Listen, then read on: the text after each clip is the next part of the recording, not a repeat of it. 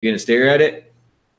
Really? I'm gonna go ahead and introduce the Friday night other guys live stream brought to you by Moldy Bread. Everybody has moldy bread, that that sweet treat hidden in the back of your cabinets.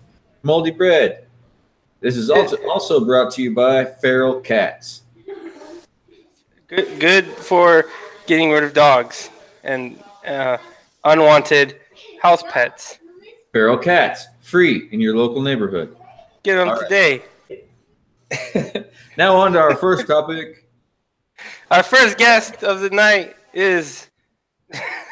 I'm not good at this. You got that natural skill. Michael Richards will be here tonight. Maybe. I know Richie. Lionel Richards. If he can find his way here, but he is on his way.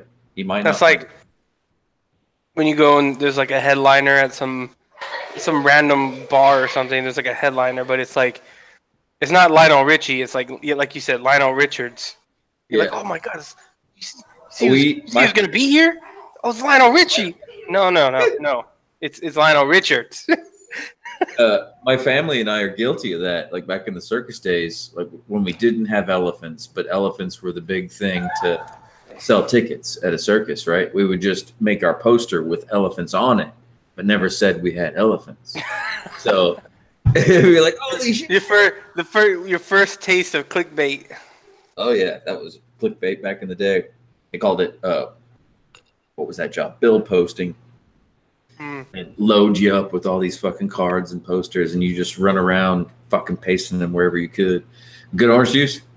Oh man. So we talked about it before. This is our first my first cup of orange juice from our orange tree. Our orange juice tree. No. So we went and picked a bunch of oranges out of the tree in the backyard, and we made our first glass orange juice, and it's so good. It's just That's so badass. You know that tree's been there for at least 7 years, man. Right around 7 years to get strong and start producing that kind of fruit like that so quickly. Unless it's GMO from Dick Cheney. GMO? GMO. From the flat Earth. Earth is flat. The Flat Earth Society. Mm-hmm. Anyways, what's going on outside, chat? We got Bino. Mothman, what up? Matt West, what's going on, bro? How you guys doing today? How's everyone doing this Friday? It might be a little loud in here. We don't have furniture yet, or much furniture. I got the essentials here. Look, here's our essentials. We have a TV, which I'm planning on getting in probably like a 75, 80-inch up on the wall. You need some shit in there, man. And then we got one couch thingy that someone gave us, and Legos. I mean, Legos are essential. So yeah. And then Glitter Ninja. And our dog. Yeah. So, and my desk. This is, oh my god, look at that. Oh. You know, I don't ever buy those fucking TV mounts, man. I just put a chain on the back of it, hanging on the fucking wall. Really? Yeah. Like a picture. A chain. Huh. Yeah, just take those bolts out that you're supposed to, like, bolt in. I see how you do it. I can see how you do that. Bolt in a dog chain, like the standard dog chain. And hanging on a bolt on a stud. What up, Greymare? When those fuckers first came. Send out some invites here. Well, you find a stud, so I was always high. Hey, link me to the side chat, would you? Are you pretty good at finding studs? Is that what you're saying? Yeah. I love sucking frog dick. That shit was hilarious. That was good. It took me a second. I was like, what is he doing? Like, what is going on? Gray Mirror sent you a link. Mothman, I guess I'll send you one. Why not? I mean, you're here. Check your inbox. That's a link to the Hangout. Yeah. Which link did you want? Oh, to the site chat? Yeah. Oh, got you. I have to, like, go through 15 steps to get it, unless you already put it up. There you go. Thanks. Thank you, Graymere. It's nice. Didn't you just get a house too? Didn't you get a house? Let me see. I don't remember. It's If it is your house, I'm pretty sure it is. Yeah, your house is fucking dope, man. I love you. Your house is pimp. That house here though is probably like $1 million. I mean, it might be $1 million where you live. I don't know, but I'm just saying. See, what happened was is when we moved to initially, we gave all our furniture away. I had a 65-inch TV giveaway. Gave away our furniture, pretty much most of our bookshelves, all our dishes, everything. We gave everything away. So and that was like a year ago. So now we have nothing. So we're starting from scratch. But I mean, we got the house, so that's a good start. And a pool. I'll show you guys. I showed back road this. Here's our backyard. Got a pool and that orange tree right there, which is delicious.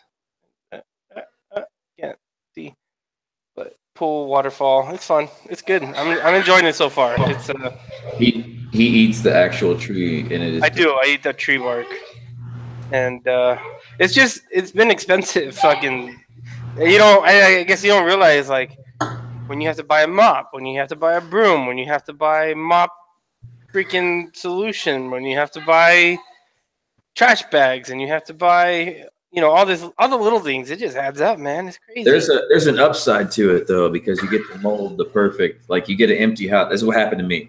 I got this place, is empty fucking house, beautiful.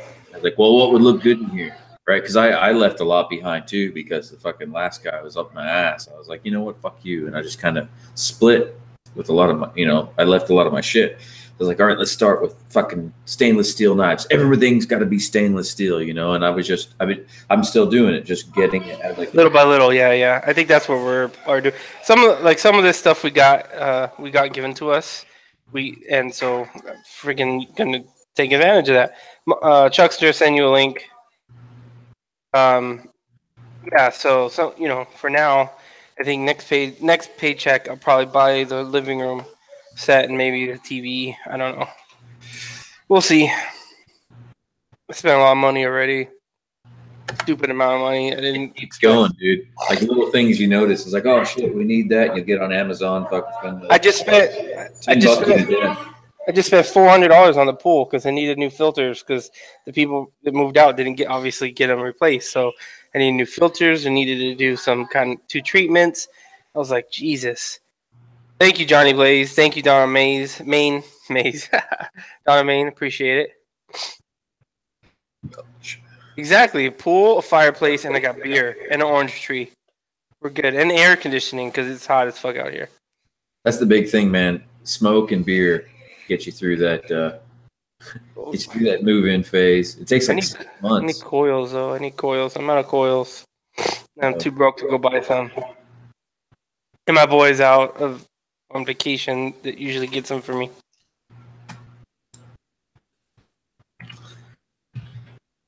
I'm inviting Matt and the gynecologist. Yep.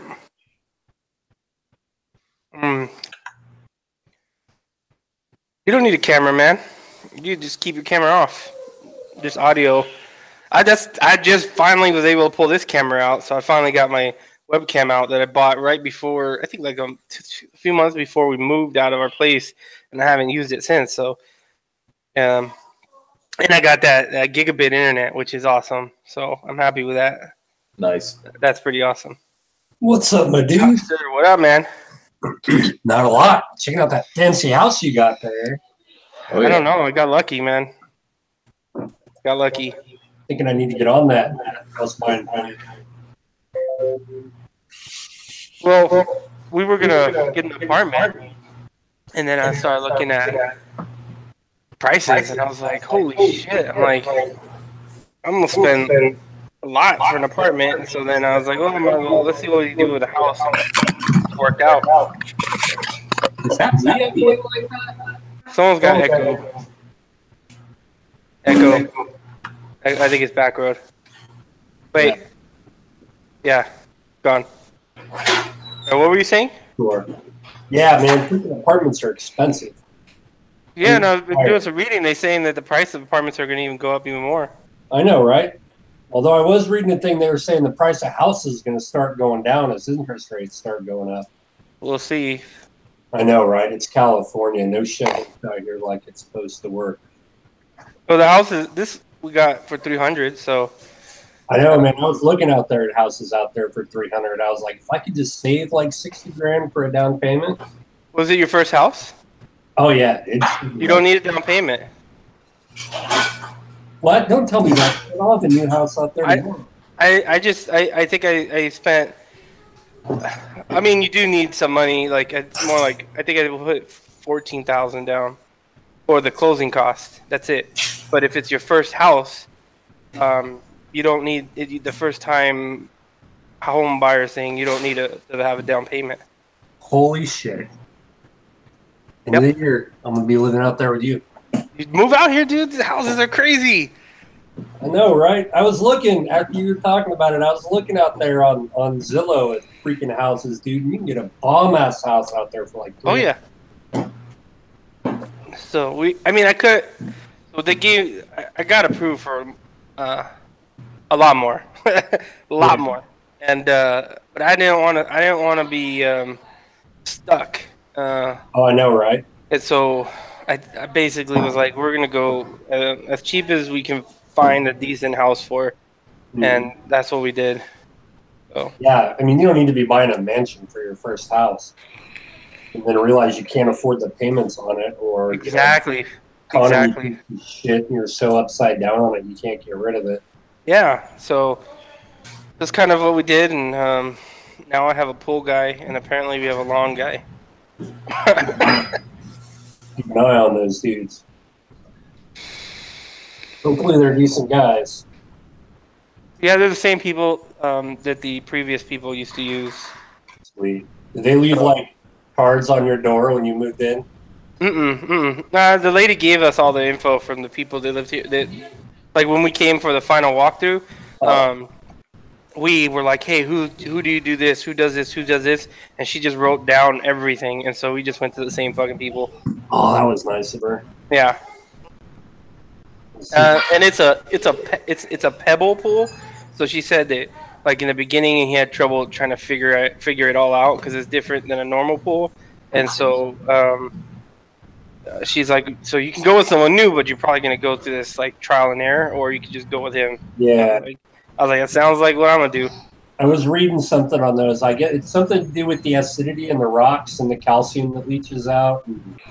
And they have to put like an extra additive in there to keep it from like getting that like scaly shit that you get from hard water. So that's what was happening because I don't think they didn't change the filters and needed a few. That's why I said I just spent like $400 on it.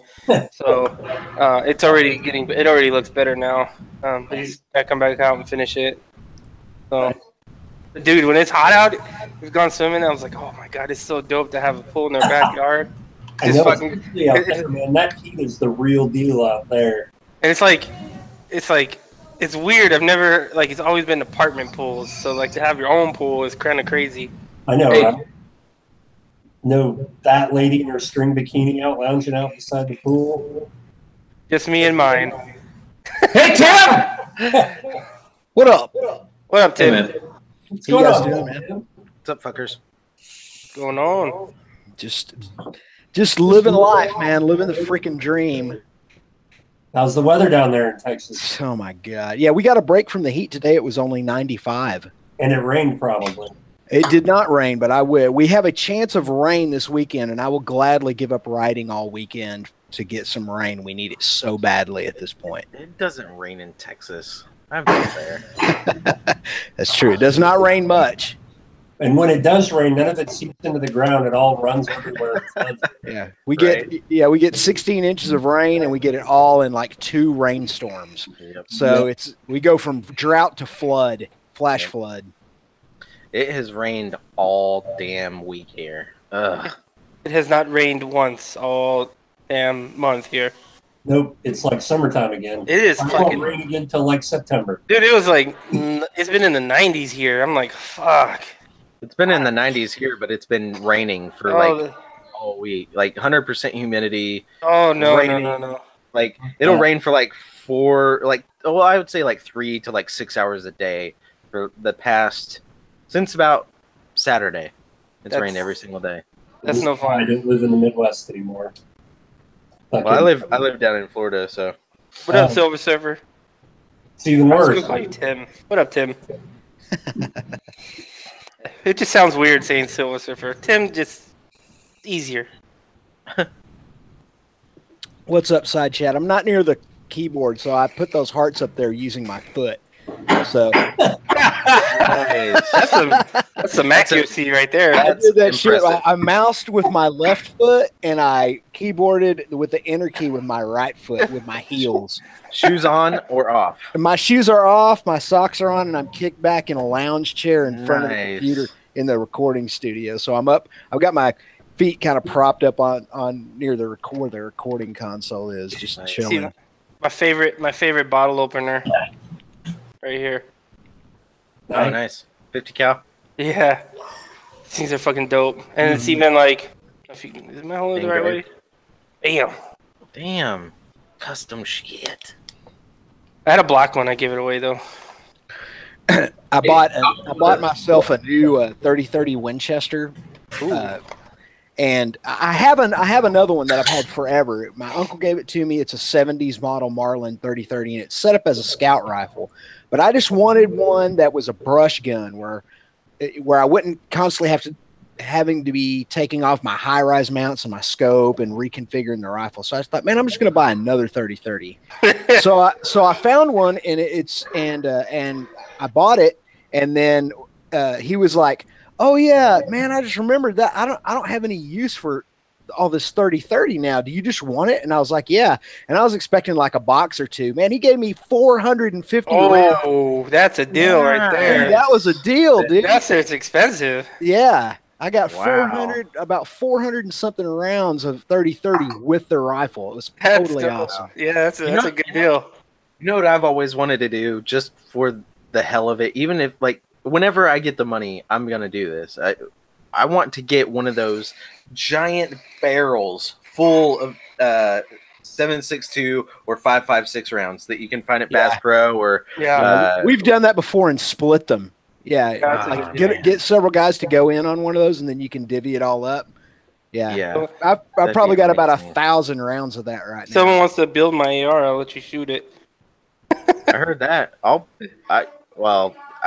say that I could build an AR, but somebody else out there would be way better than me. I've had it And sitting build there it. for like 3, 4, 5 years.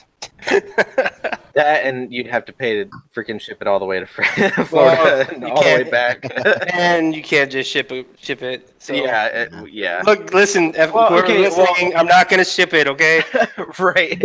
Surely. Now, okay, you got if friends I that are make it to on Mexican, SCMM, right?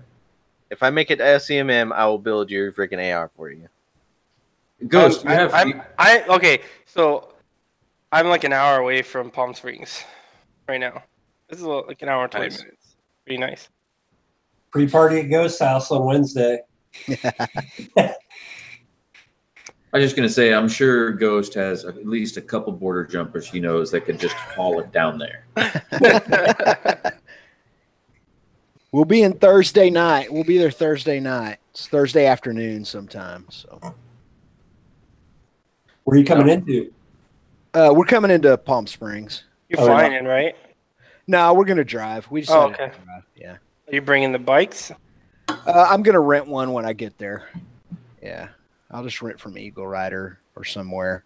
Wouldn't It'll it have be to be Eagle Rider. Eagle Rider. If you don't have a truck, wouldn't it be cheaper to just throw it in the back of a truck? And... Well, here's the deal. My wife, I finally talked her into coming on this trip, so Oh, that's why I'm just gonna rent a bike when I get there. gotcha. So yeah, Make the trip comfortable. right. It's Yep. easier for her. We're getting. Oh, that's awesome, dude. That's gonna be cool. Oh yeah, I'm looking forward to having her there. She's looking forward to it as well. So What? she's all enthralled about, she's watched all these previous years since 2014, me going out to California every year for various things, SCMM included. And she's all curious about, she's curious about Big Bear, and she's curious about Idlewild, and she's curious about all the historic stuff in Palm Springs. And I was like, man, just come out there with me and we'll do whatever. I'll rent a bike for a couple of days of it or for a day of it. And then the rest of the time, I can just go and take you and show you all the stuff you want to see. Yeah. Does she ride with you? Yeah, she rides with me sometimes. She'll definitely ride with me in Palm Springs. I'll get something from Eagle Rider that's passenger friendly, so to speak. Yeah, my wife doesn't like riding with me because the back seat's like this big. Yeah. The bike that was rented for me last year, you'll probably get for cheap because I laid that fucking thing over a couple of times. I'm sure they've repaired it by now. Was that a 1200 Sportster?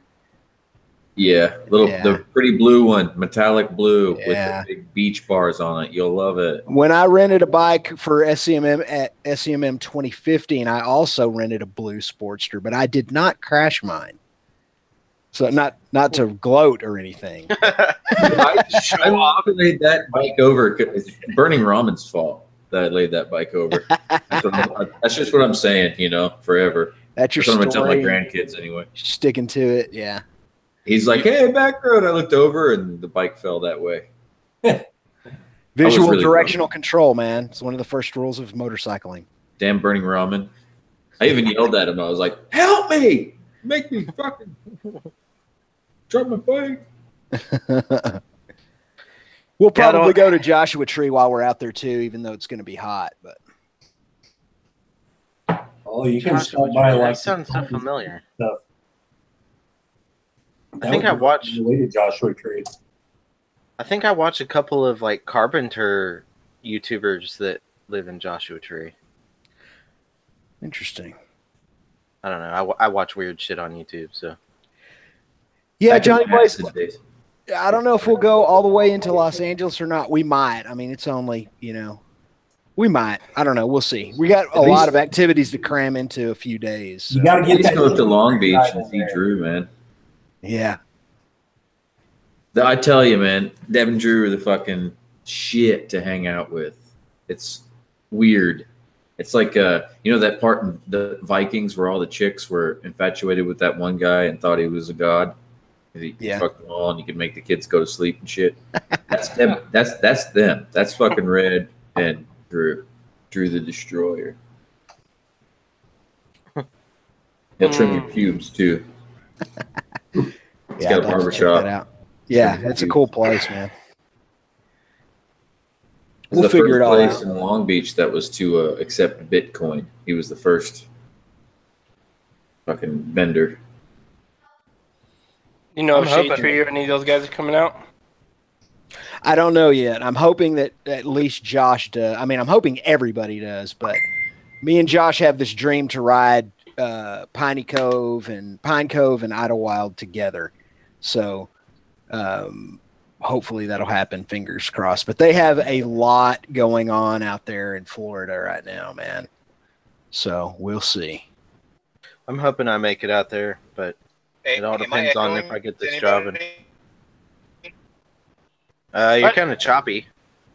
Yay! But not echoey. Right, yeah, that's because I'm still sitting in my driveway. All right.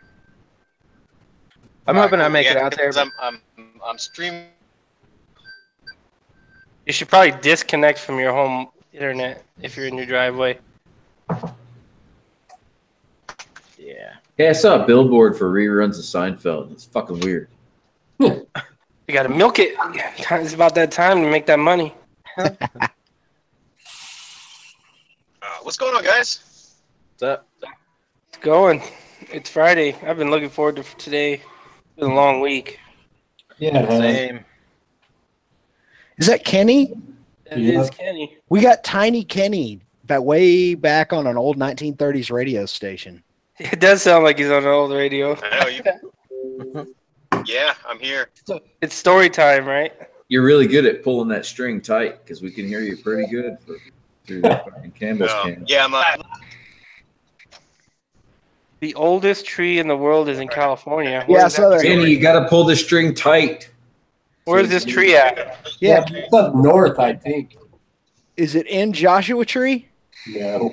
Oh, I was going to say that'd be a weird place for it to be, but who knows? What tree? What's it about? Kevin in the back said that the oldest tree in the world is in California. And I think I know this tree. It's supposed to go back to before Christ. Like it's over 2,000 years old. Yeah. My goal in life is to chop it down. Oldest tree. That's what I was in the world. Man, California. Yeah, it's up north. It's I was thinking there. I'm sure Bristol there's Bristol pine. argue Yeah, with that. bristlecone pine.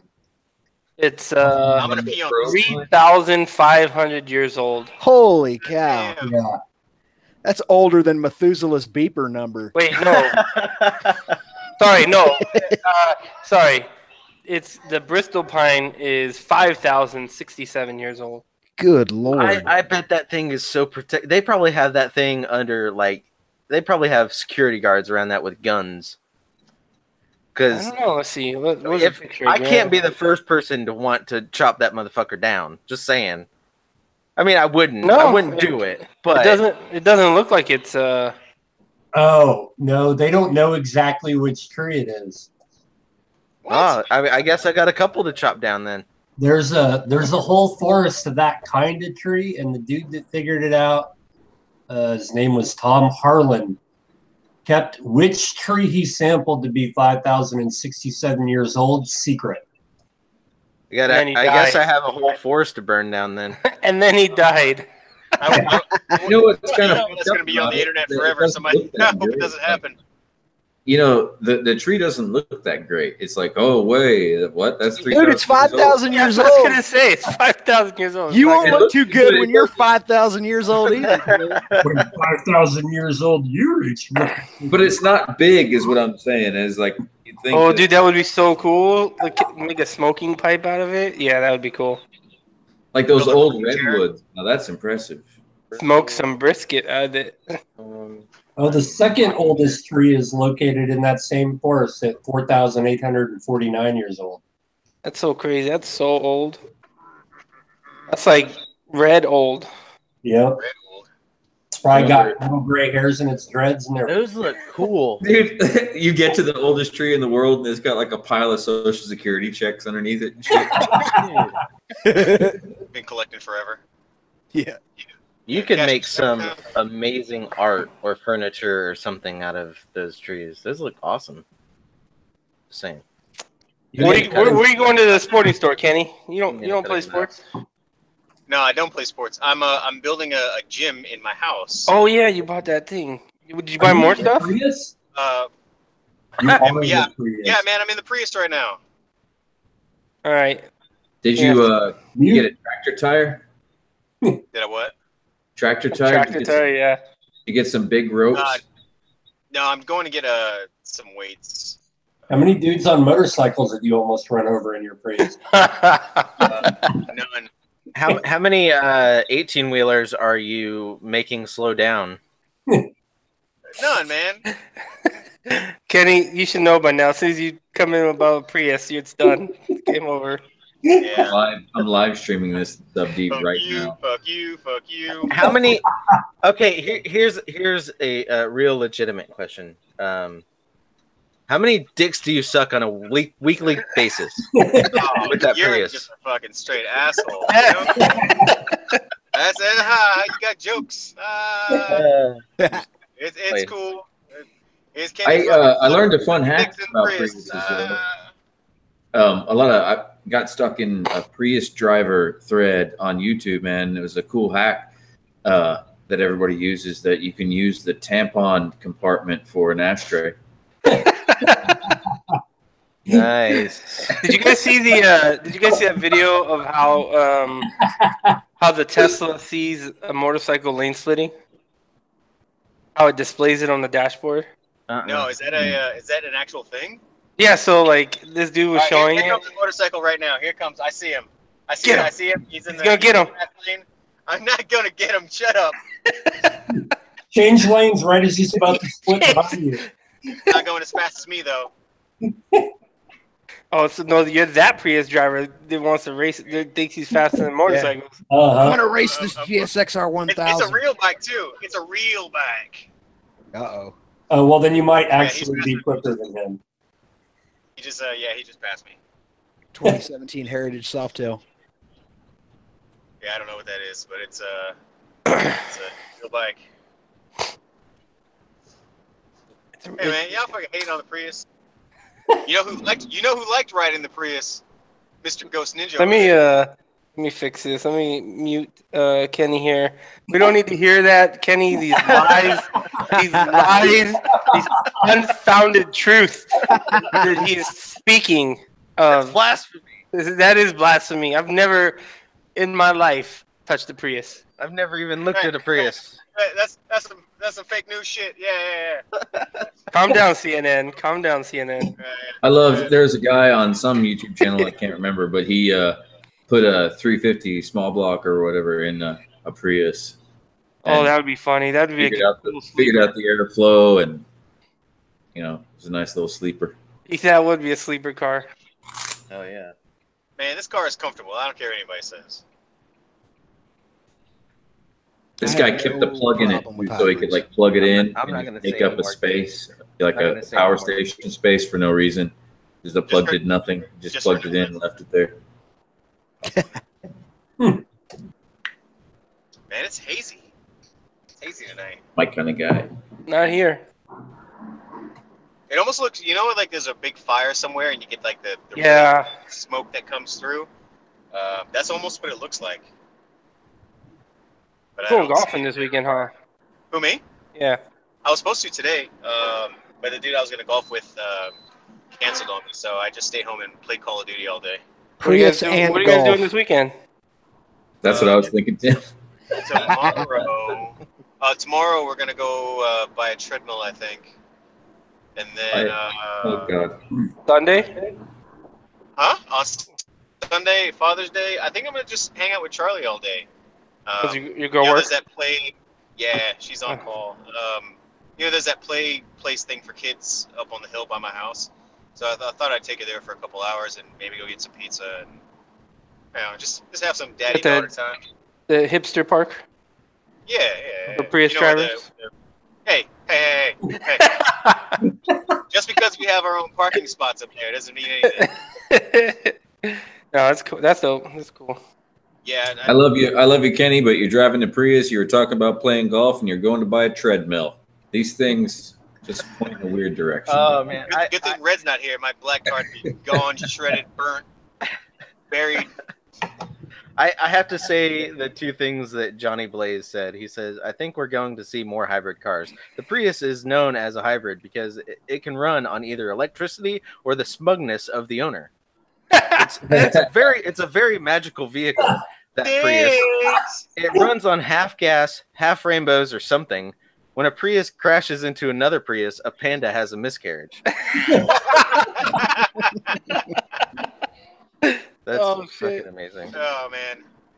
Then Max Booth said Prius parking is basically disabled parking. That's cold-blooded. Yeah. That's better than the gay jokes that I could come up with. Are you planning on having the treadmill delivered? Those fucking things are heavy, man. Yeah, I can't fit that in the Prius. Yeah, that's not gonna happen.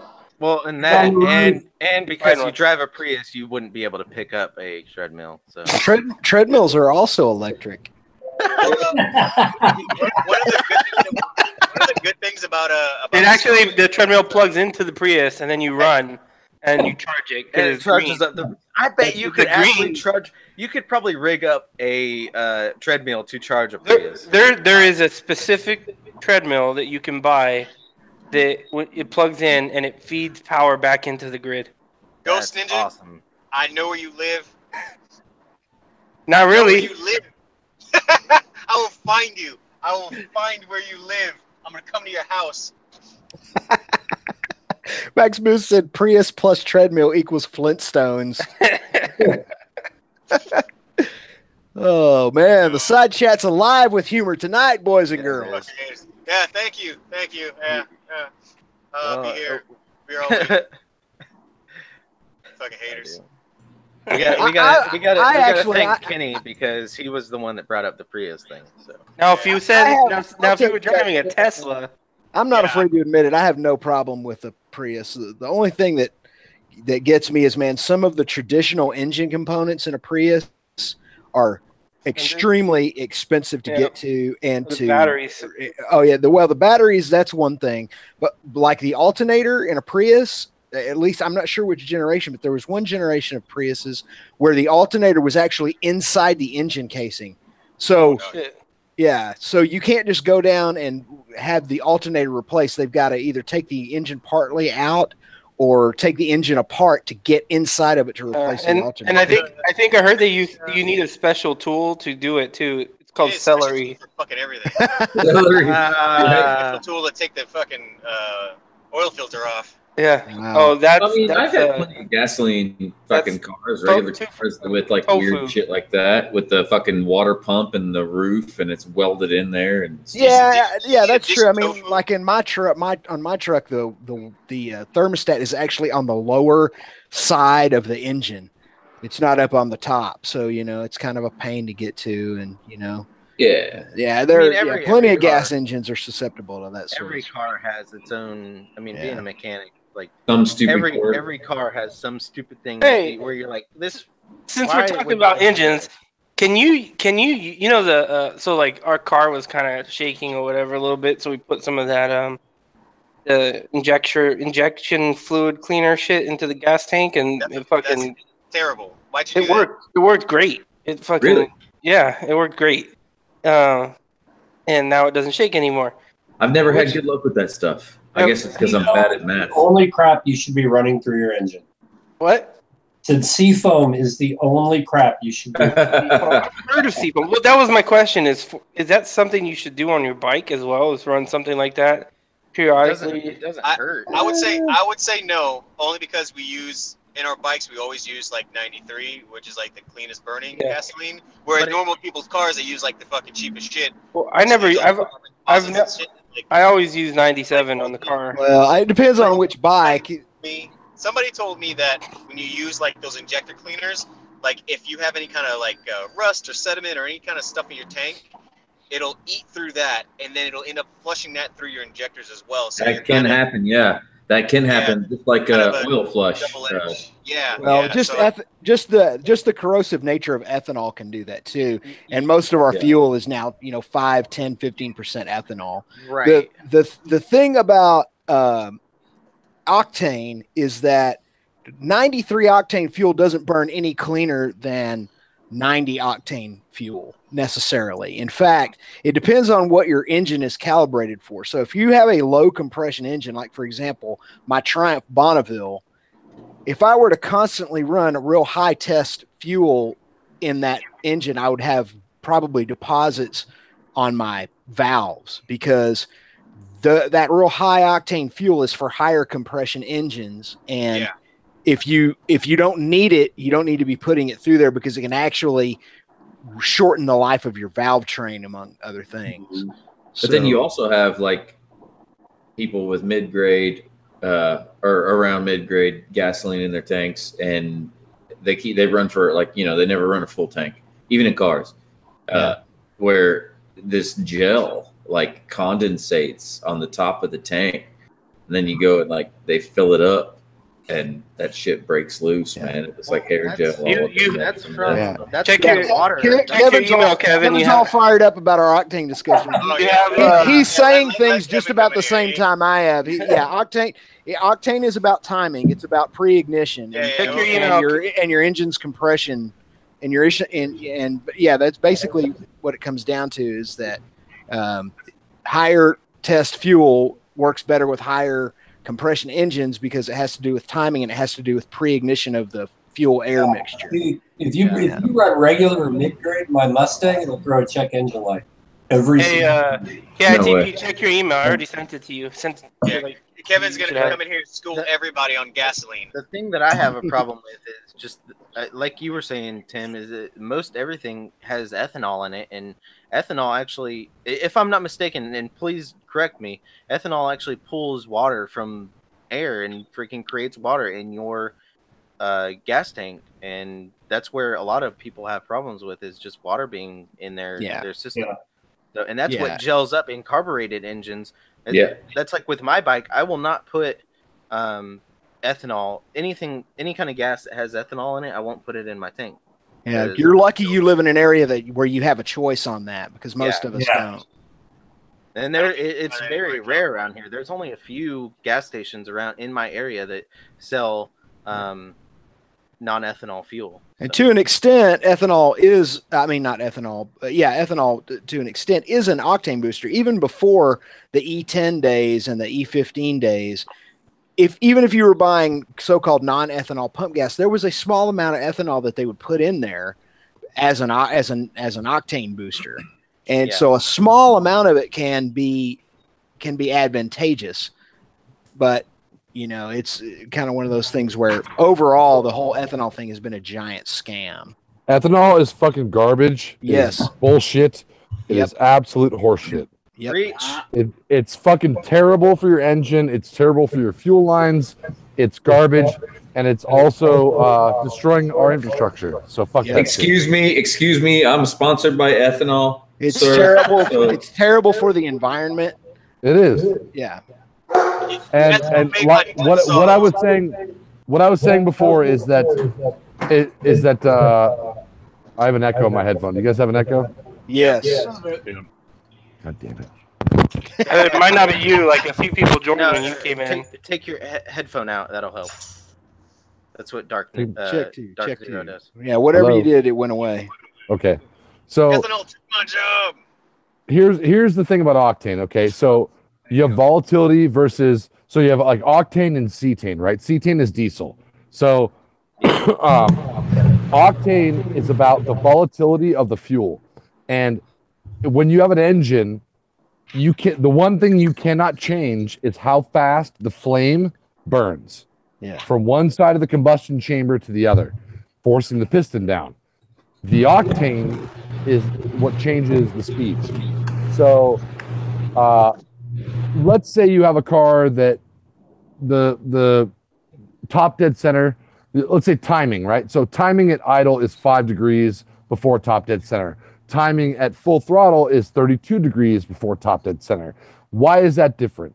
That's different because the flame speed never changes. So if your engine is moving faster, you have to light it much sooner, right, so that it achieves downforce on the piston as it reaches top dead center.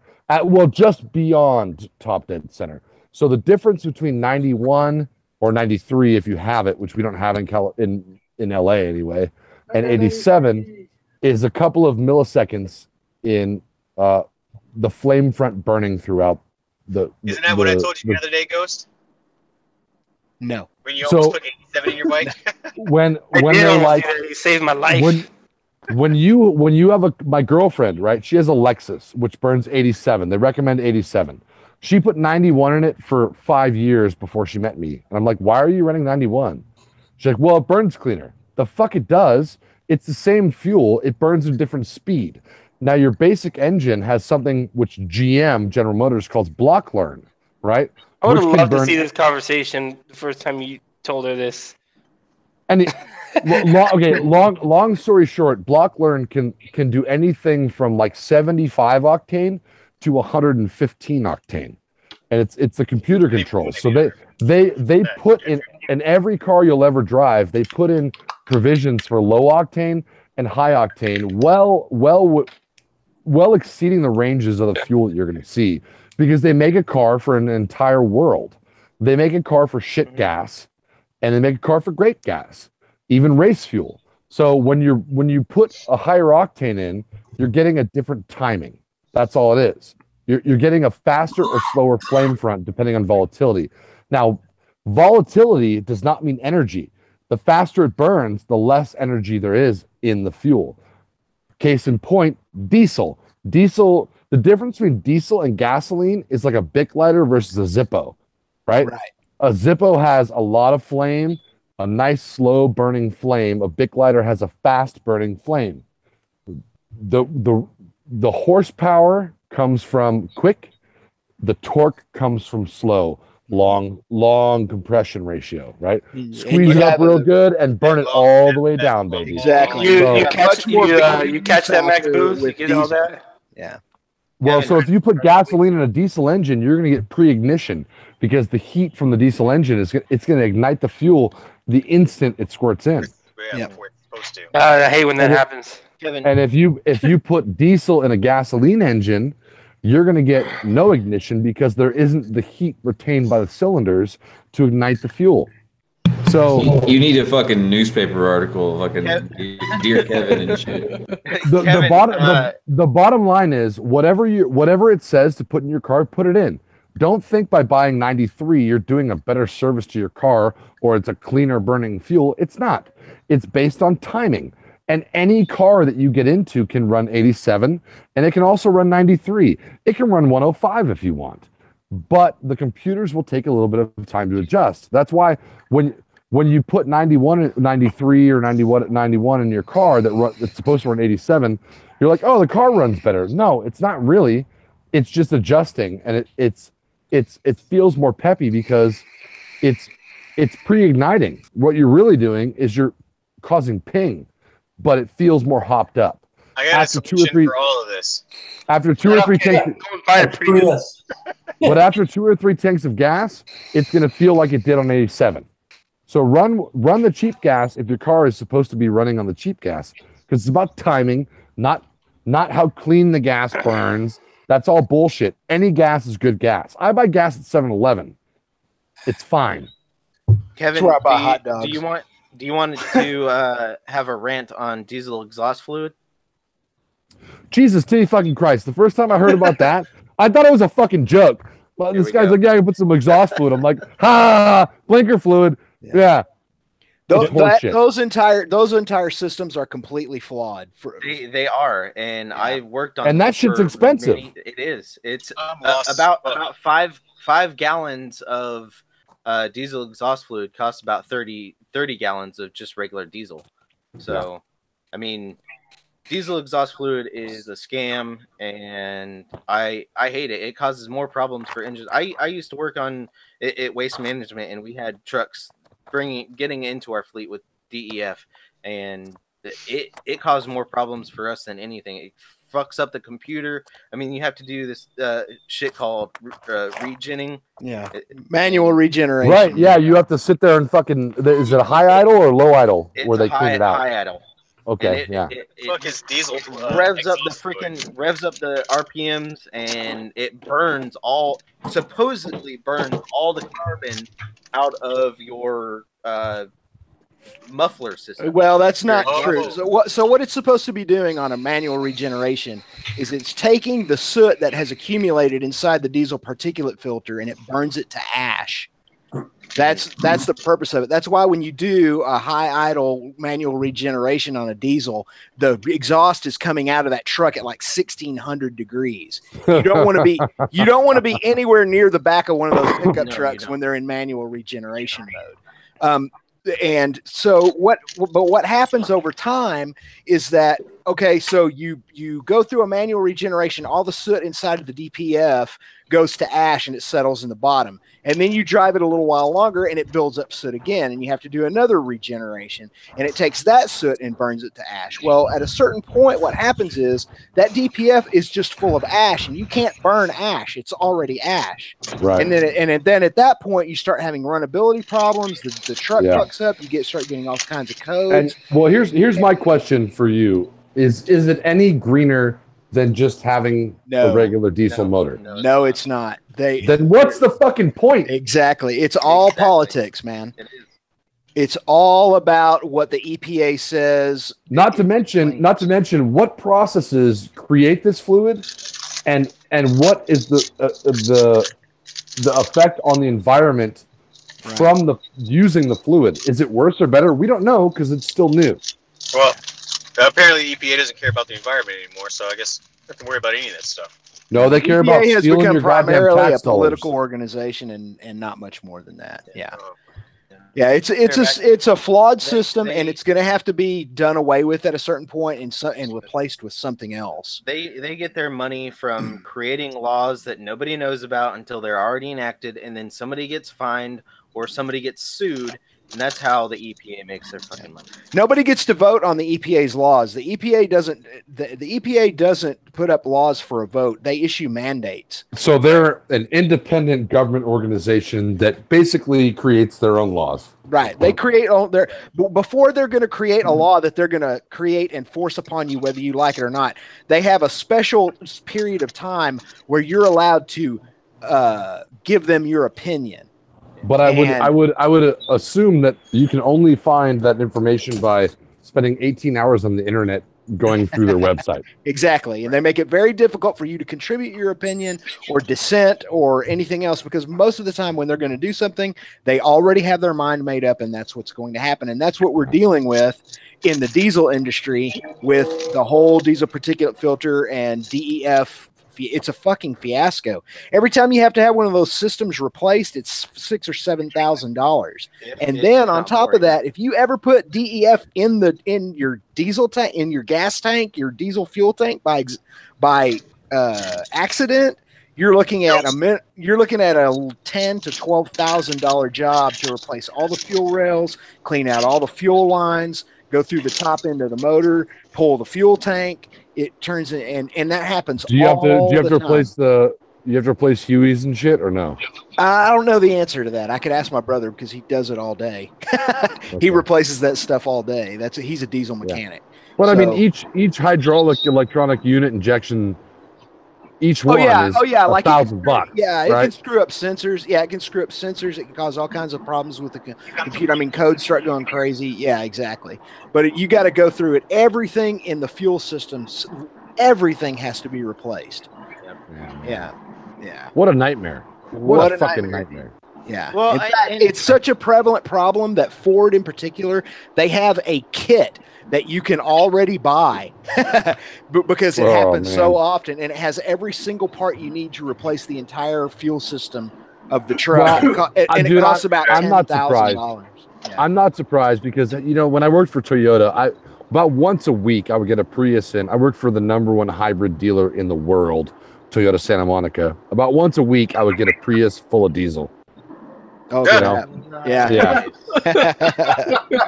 And it's like the green handle. It's the green handle.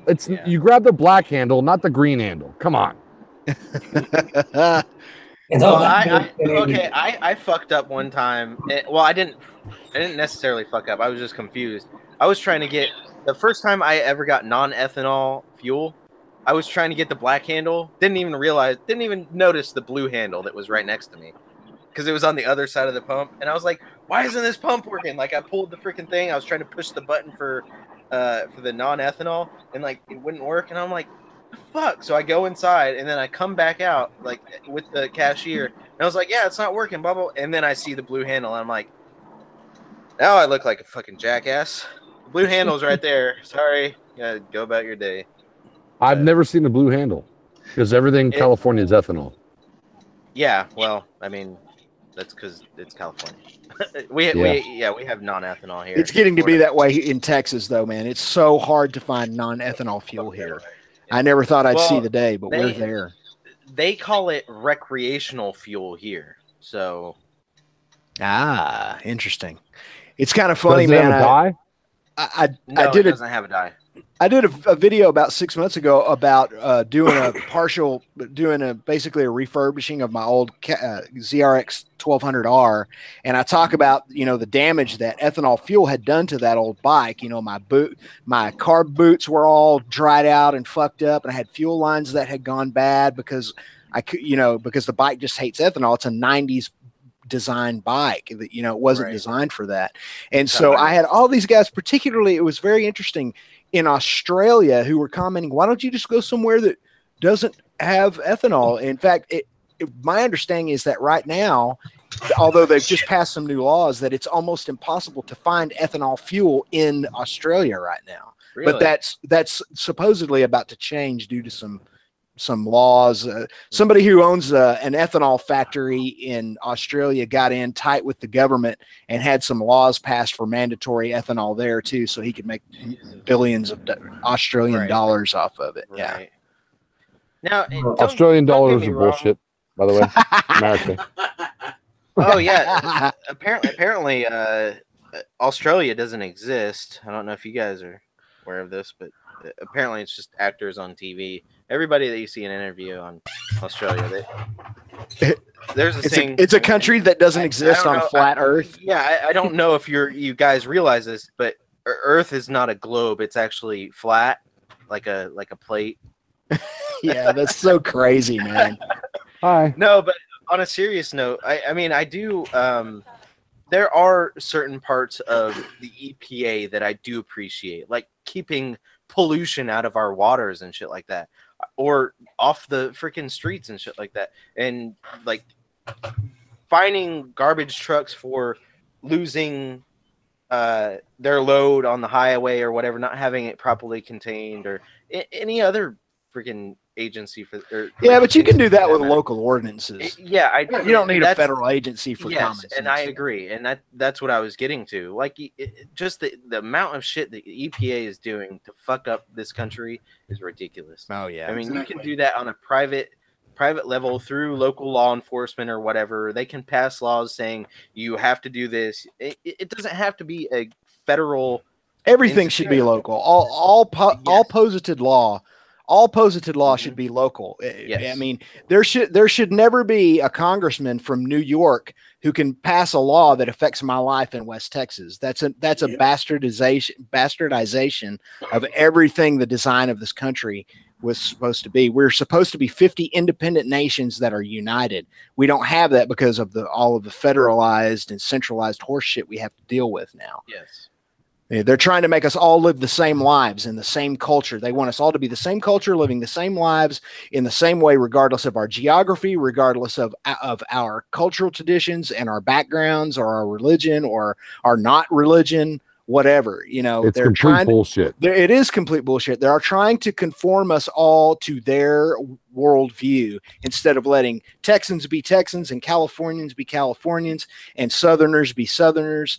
And that's gonna. It's one of the things that, in my opinion, is really harming us as a nation is the centralization, federalization of everything. I agree with you, and I feel like one of the main problems, although I'm a California native. I was born and bred in Northern California. I live in Southern California now. I lived in Arizona for 3 years, and I loved Arizona. And one of the problems is that often states that don't have a high populace are misrepresented because they don't have the population. They don't have the numbers. So, you're getting it's like this whole fucking, oh God, this fucking Robert De Niro bullshit with the fuck Trump. It's like, okay, you just alienated half of Americans, right? Yeah.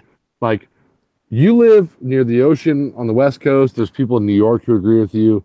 And everyone in between is like, go fuck yourself. You know what I mean? Like, you cannot dictate what Americans do in their own household, their own state, their own region, really. I mean, the Midwest, on their own property, for that matter. Yeah, I mean, fucking A, dude. Yeah. You have people in California telling you, perfect example, your diesel situation with the diesel fluid.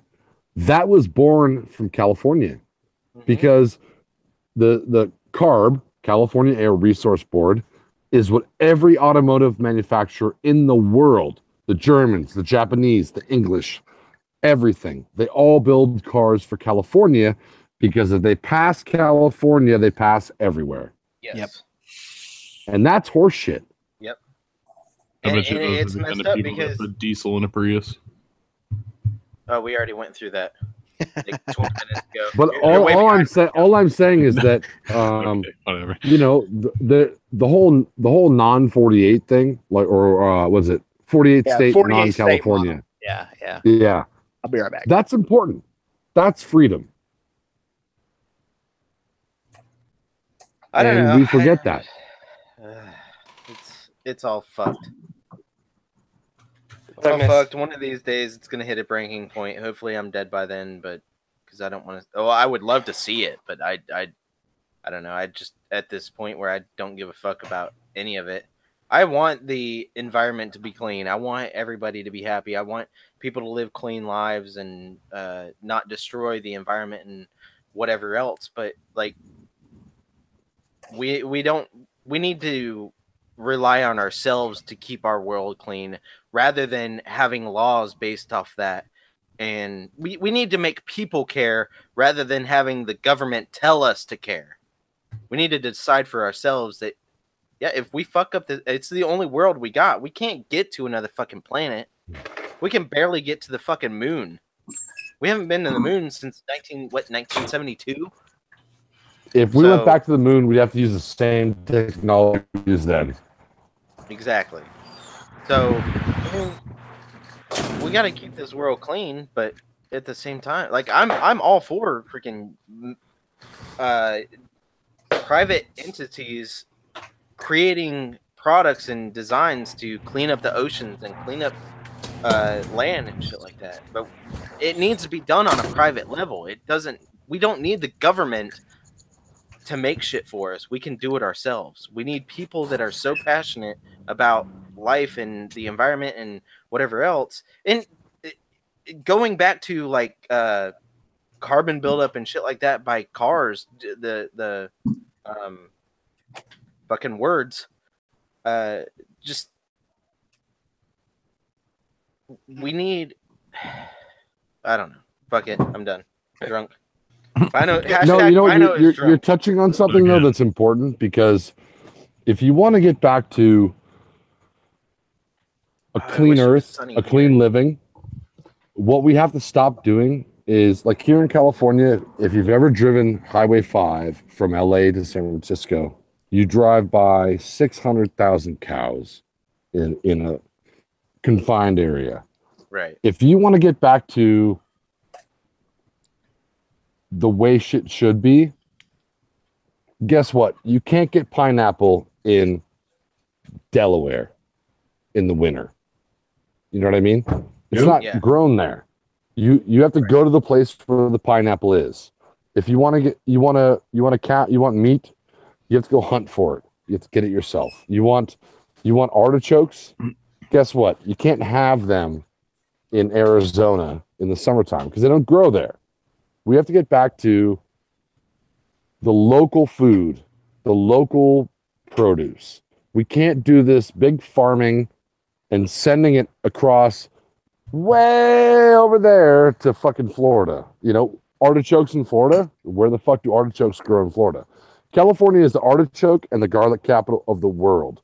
We send garlic and artichokes all over the world. And that's okay because people love artichokes and garlic. But I don't like artichoke, but I do like the garlic. non-seasonal shit. When you're buying non-seasonal fruits and non-seasonal vegetables in wintertime that don't grow in your area, you're contributing to this mass farming, this mass bullshit. And what's going to end up is another dust bowl. Tim Creets was what I'm talking about, the fucking dust bowl, right? Oh yeah. Over farming, over agriculture. And one of my opinions on this, I kind of came in halfway through the conversation because I was getting something to drink. But I think that everybody who can should grow as much of their own food as they can. That's what I was going to get into. Yeah, man, you should have a garden. In fact, this coming year, I'm going to start doing my own garden, and I'm going to grow a lot of my own vegetables and produce. Learn how to grow food. Learn how to learn how to can. Learn how to scavenge for food. And if you want there's certain things that Kevin was talking about that you can't get out of season and all, get a greenhouse, like an actual glass-sided greenhouse, and put a heater in there and grow it yourself in your backyard. Build something for yourself, grow something for yourself, and for God's sakes, get a hunting license, go out, do the dirty work yourself, kill an elk, kill a fucking deer, put the meat in your freezer, learn how to cook it, learn how to butcher it, and be a fucking American. I think it's funny if you ever watch Joe Rogan, he goes and he does that, cooks his meat and whatever, and people flip out on him. Like, dude. Love Joe Rogan. I do too. I watched. I don't know if any of you guys watched that shit. It was a couple weeks ago. He had Kevin Smith on there, and I think that's his name. The guy that did freaking Silent Bob.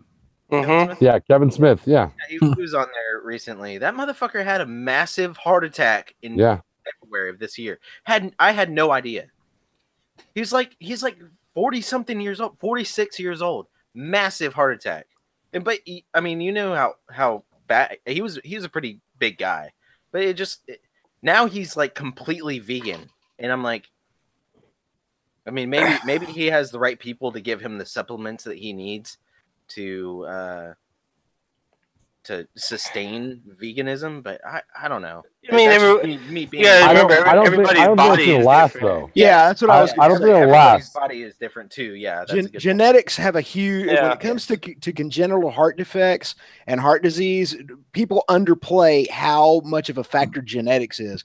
My wife's grandfather lived well into his 90s, and every day for breakfast he ate sunny side up eggs, a half a pack of bacon, and drank black coffee from a cereal bowl. And he lived into his 90s, and all he ate was meat and fat and meat. Yeah. And America. it's However, just that we are so Depends on your body, we're so individual in as far as how There- our bodies. There's also process something to be certain said that the cows that he ate were not the cows we eat. We eat fucking farm, crowded bullshit, hormone, antibiotic fucking bullshit on a daily basis. And I'm not a vegan. Okay. I'm not about like, hey, a farmer's a farmer. But a guy with 10,000 acres and cows that go, chew their cud is different than a guy that confines them to 10 acres. That is true. You know what I mean? Yeah, and I'm in the middle of cattle oil and cotton, man. That's what this area that I live in is all about. Well, And I'll if you guys watch my most recent video, we were dodging free range cattle on the road, having to slow down for them.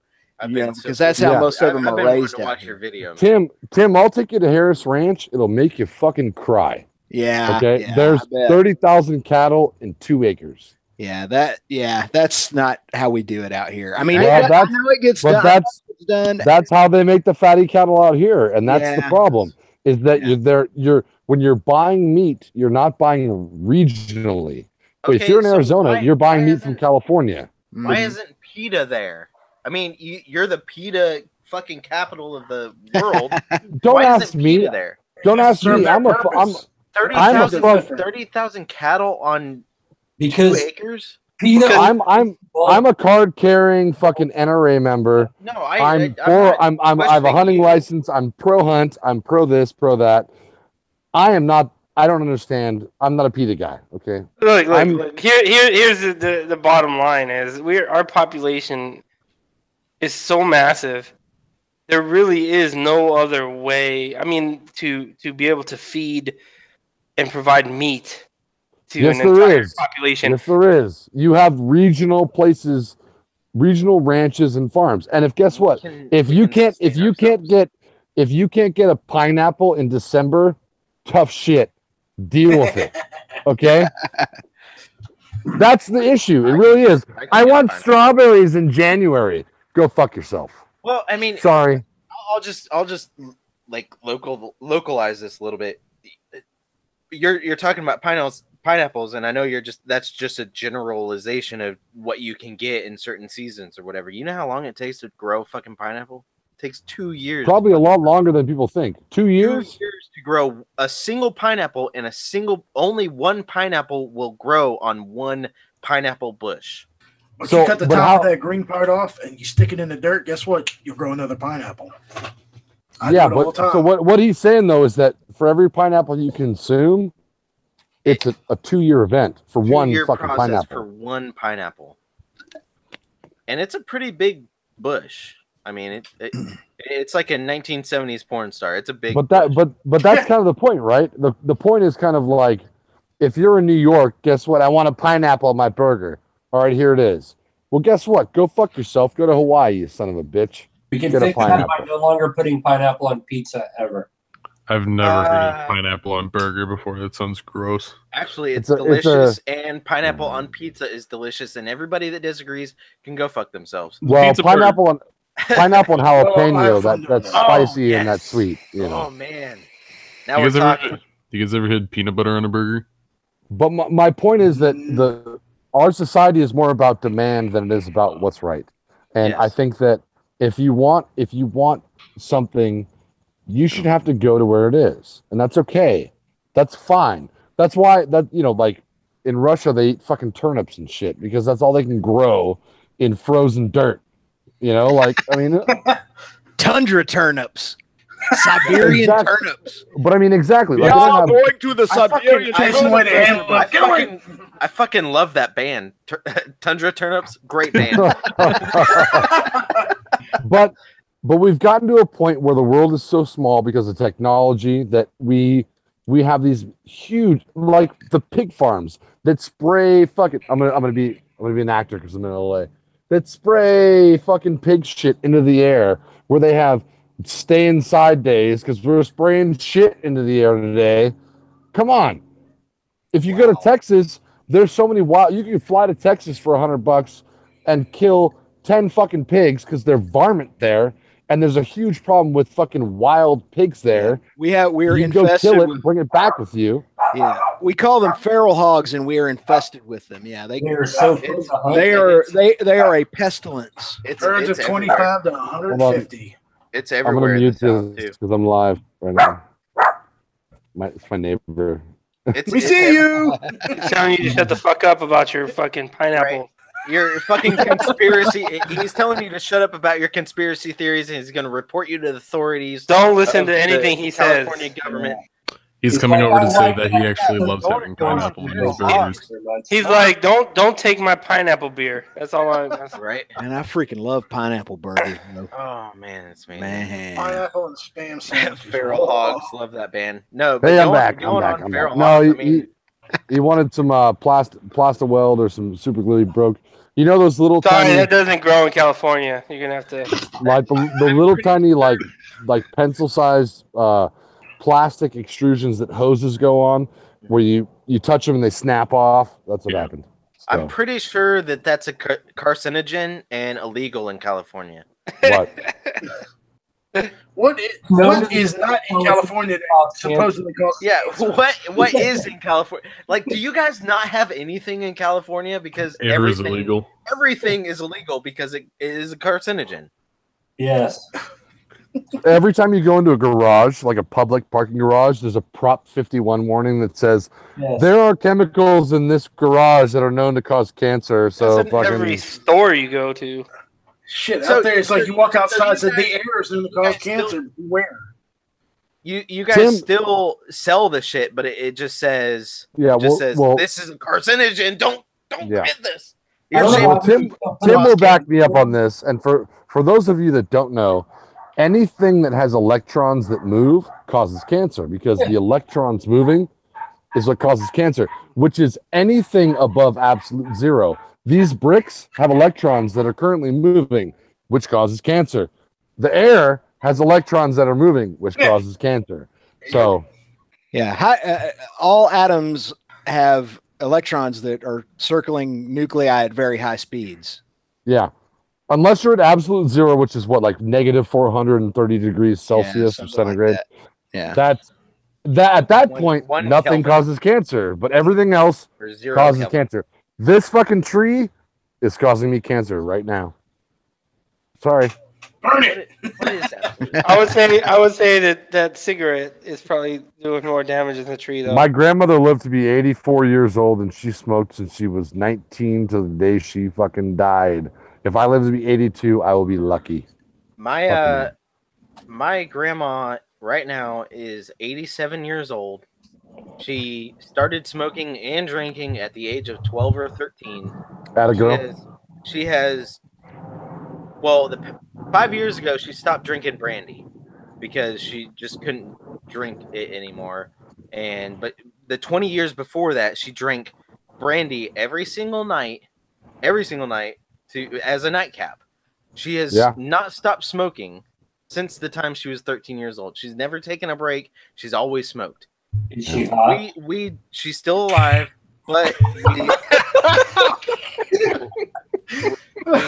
we actually, on a sad note, we just found out that she does have cancer, but it's not. I don't think that it's because of any of that. I think it's just it's because of stress. That's what causes cancer. Yeah, I think it's that stress and genetics. So, but I'm with you, man. doing good You know, now, my grandmother lived through the Great Depression, and my grandfather was an accountant to Eisenhower, and my grandmother was one of the few women who served coffee and donuts to GIs in Germany.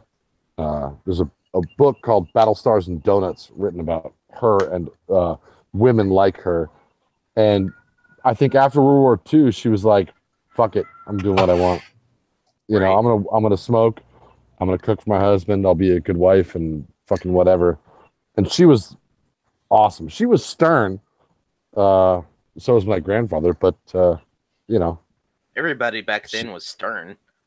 yeah, but she was dope. When she laughed, she lit up the whole room. You know, now like everyone's like, "Oh my god, it's super duper, super awesome." You know, when you made my grandmother laugh, you did something right. Not like, you know, some bullshit nowadays. Everyone thinks my coffee was out of this world. It's the best coffee in the world. No, it probably fucking wasn't. Okay, it was horseshit. Is what it is. It was $2 from fucking 7-Eleven. Yeah, but it was literally the best. Psycho News Chris said, and some people chew tobacco for a couple years and have their jaw removed. I mean, yeah, it really is a crapshoot. But we call those people pussies. That's what we call them. Well, my ex-wife. And some people get on a motorcycle and die their first day. Yep. My ex-wife's grandfather lived until he was 94 years old. Served in World War I and World War II, and he chewed from the time he was young. I don't know how old he was whenever he started chewing, but he chewed until the day he died. Never had any kind of cancer. He died of freaking old age. So yeah, died of being a badass, or like it, right? No, he didn't serve in World War I. It was World War II, and because World War I was fucking 1918. World War I was 100 years ago. Yeah, it was like in World War II, Korea, and I don't think he was in Vietnam. But. Well, good thing, because they would have pumped him full of fucking acid and been like, "Go kill some people." Right? Riders on the storm. Ain't that the reason the 1911 came around? What?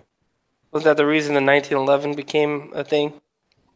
The 1911, yeah. Well, it's like the AK-47 is the date it was issued as a military standard carry for the military. Yeah. But I mean, the 1911 I thought was developed or brought into service because they needed something that would stop someone that was high as fuck.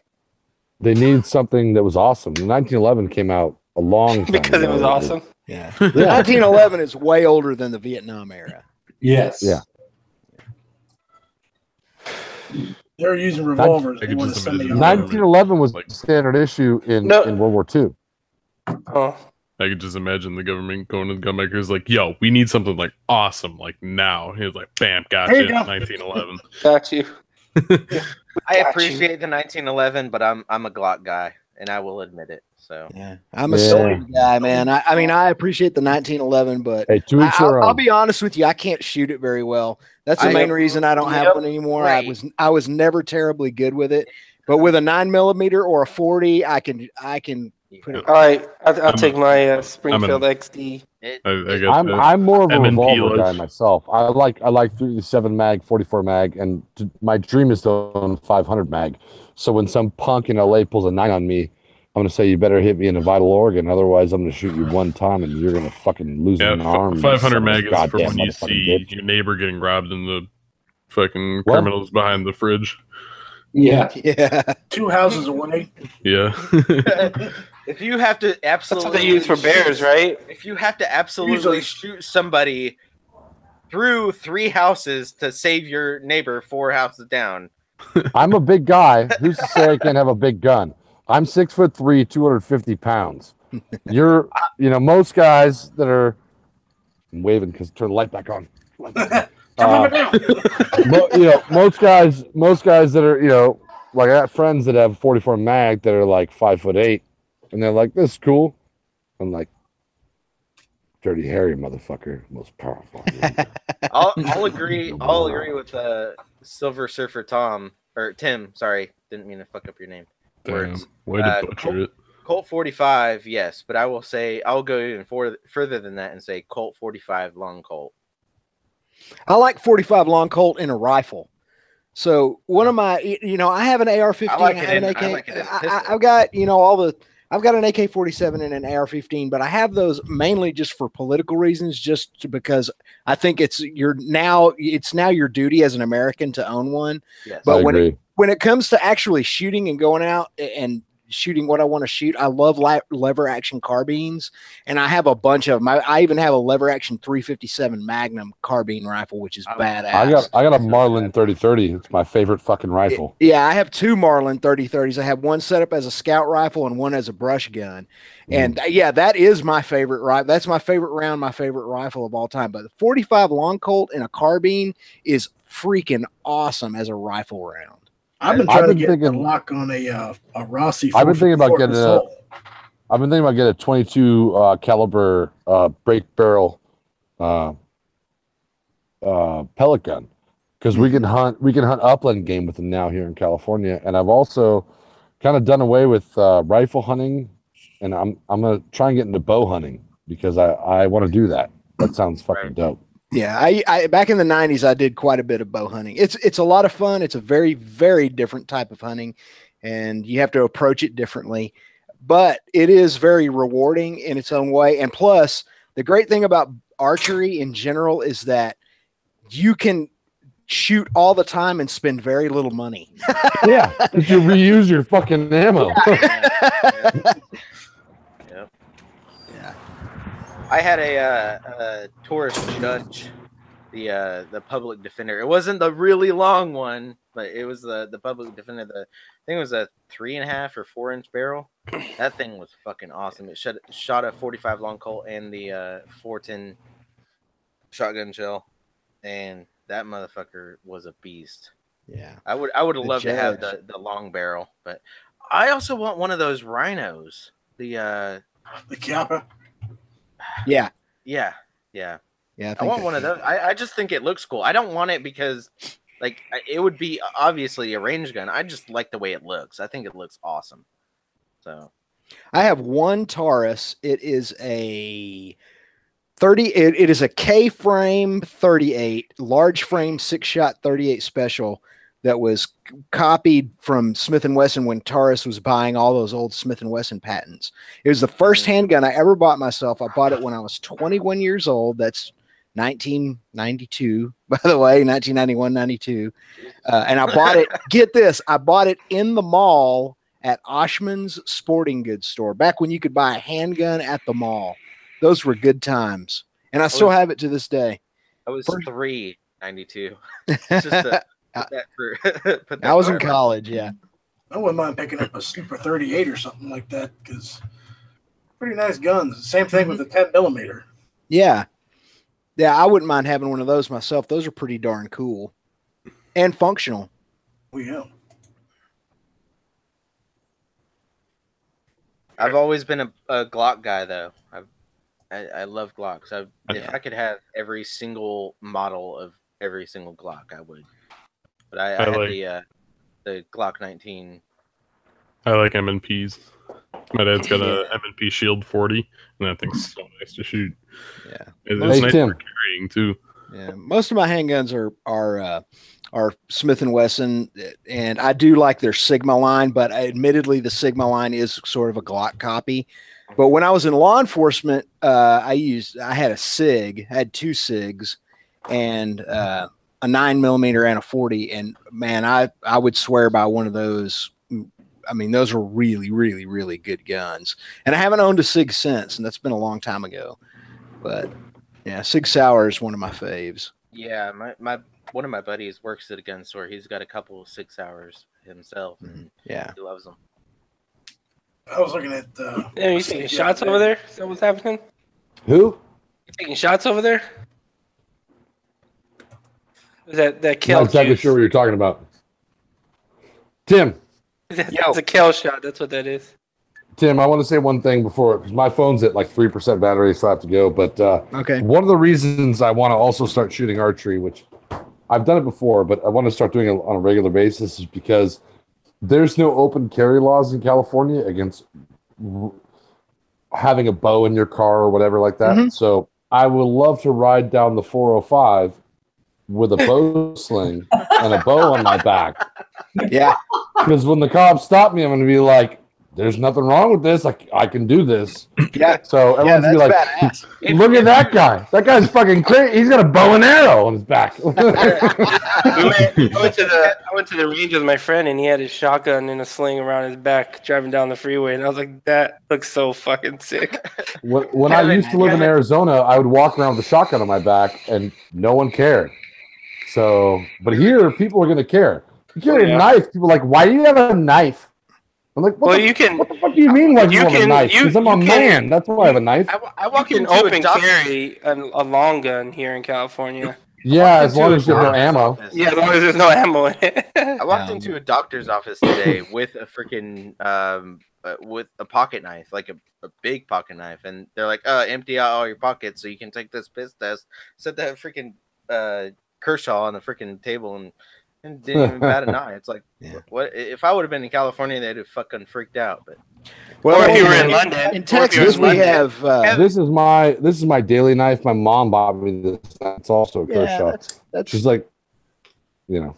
I've got a blade, an assisted release Smith & Wesson that's similar to that knife that I carry. But I just want you to know that there are people like me who are NRA members who live in California, who want to hunt, who like to hunt, who believe that people should have their rights, and if you don't exercise them, you're going to lose them. That's good to know, and you're so right.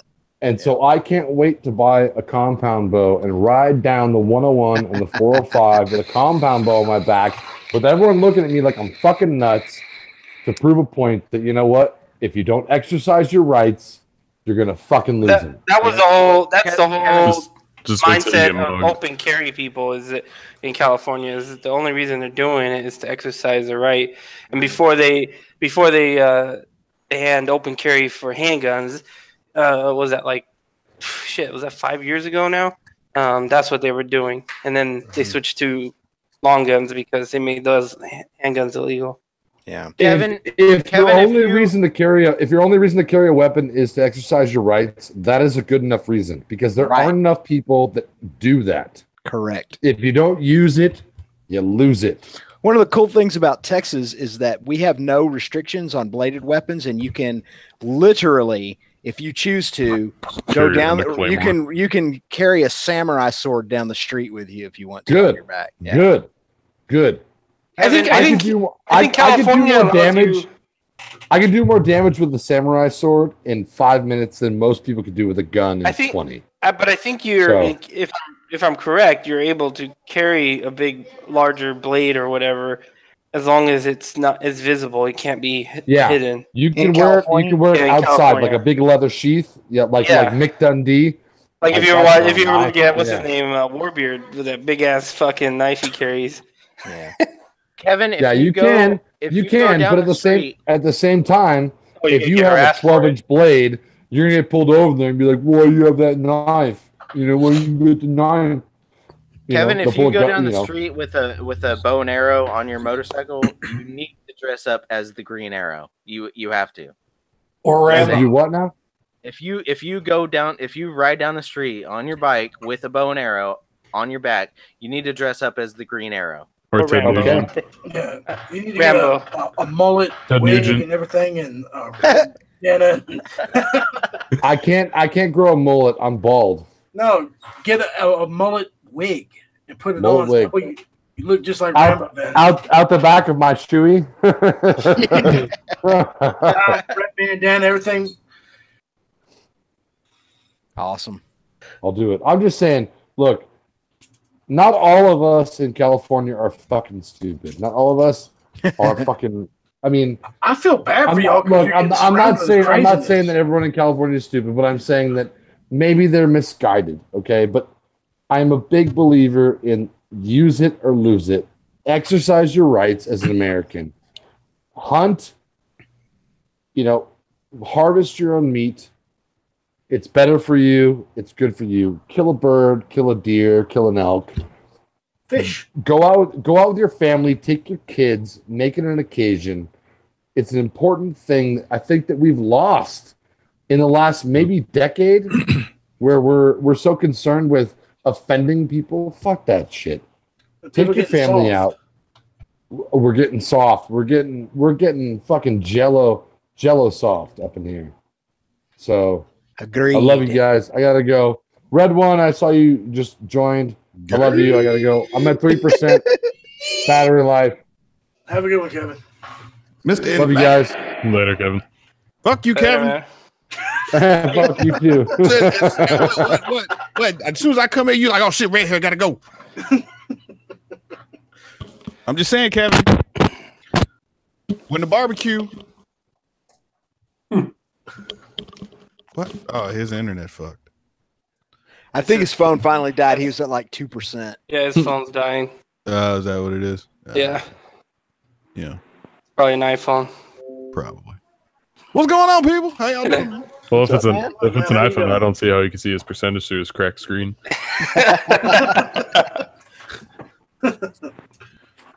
I'm still here, man. Fuck you. Motherfucker. Come on, son. He's like, I'm hanging in. I grabbed the charger. What up, man? What you doing, Red? Just get home? Looking at my phone. Yeah, I just got home. Bitch, I still got the work shirt on. Come on, son. Carries the green screen in his car. He just sets up in a car wash somewhere. Right? Yeah, he's in the middle of a parking lot with floodlights right now. Oh, shit. You get all your spreadsheets done? Is that what happened? Yeah. Man, leave me and my spreadsheets alone. That shit was funny, though. He was like, what you doing, filling out spreadsheets? And I was like, yeah, actually I am. And I fucking turned the camera out. Oh, this motherfucker's doing spreadsheets. But no, man, you know what's funny, dude? This month and last month, I've literally sold the fucking the unicorns of the shop, the hard motherfuckers to sell. I've sold 3 of the 4 MVs, the Augustas, and I just rolled a fucking O2 Goldwing with the sidecar. Oh my god! Shit, the trailer. Black one? Yeah, Damn, fucking been there for a long time. Dude, I think that motherfucker was there before I started working there. Did he buy the trailer too? Yeah, well, yeah, that's the thing. The trailer took up so much space that like we just put that shit in the back. It was on the pictures, but fucking like the thing was cool, but I hated that fucking thing because it was big, it was in the way, and it was like where they had parked it. It was the same place that I take all the pictures, or like where I would put those like what do you call that shit? The smash or pass shit. So the gold one was there. I had to roll that shit outside, and then fucking shit was a pain in the ass, dude. And then the battery would die in that shit all the time. And it's like that thing was a party on 3 wheels. But the dude who bought it, I'm not gonna lie, it's a cool motherfucker, man. He's one of them. You know, like you meet one of those customers that you wish you could like kind of hang out with from time to time. But like this dude, I've been talking to for the last like week or so. And dude called me up this morning, was like, "Hey, I'm flying in today to come look at it." And dude lives in near Denver, and so he flew in from Denver. I was like, damn, I was just there. But he bought it because somebody he knows has one, and he has 3 adopted children, and they're all disabled.